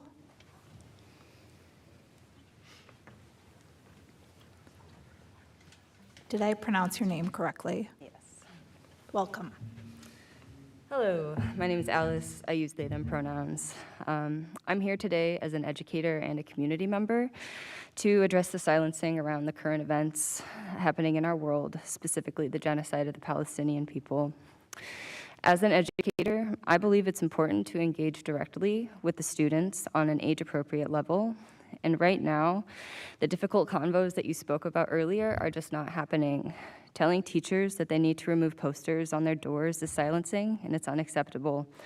Or that they can't educate staff via newsletter is also unacceptable. Some of the examples of the posters that were told to be removed say Kids in Solidarity with Palestine, and with Kids in Palestine, Indigenous Solidarity Now, and Free Palestine. All of them center bright colors and children on the posters. They were very age appropriate. This conflict is about present-day colonization of land, and I love that y'all shared at the beginning of this meeting about how you're incorporating Indigenous culture and education for your students. And if you're truly wanting to uplift the Indigenous voices, this is how you do this. You acknowledge and you talk about how Israel is indiscriminately bombing and killing Indigenous Palestinian people, and to take their land, and how our country is making it happen.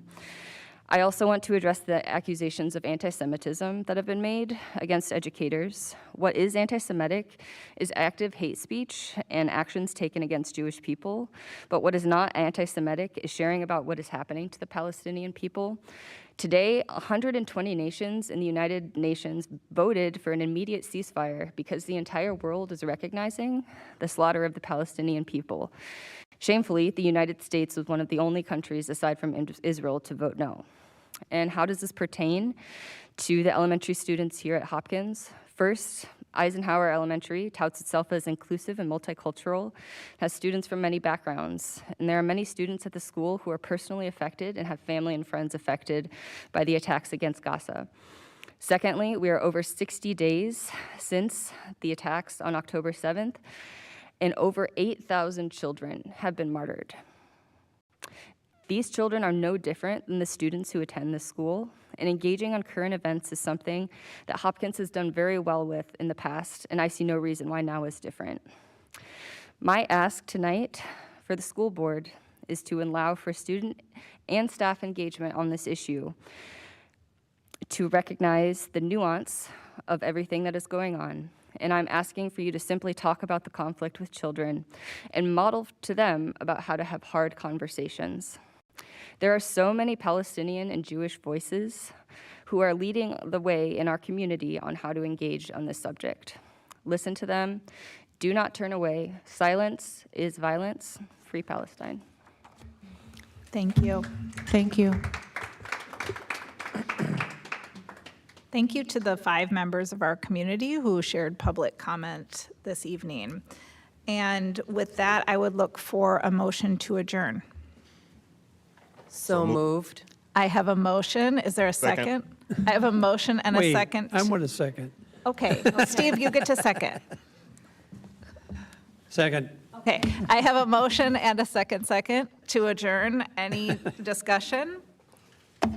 Seeing none, all in favor, please say aye. Aye. All opposed, nay. Motion Nay. carries. Oh, Nay. okay.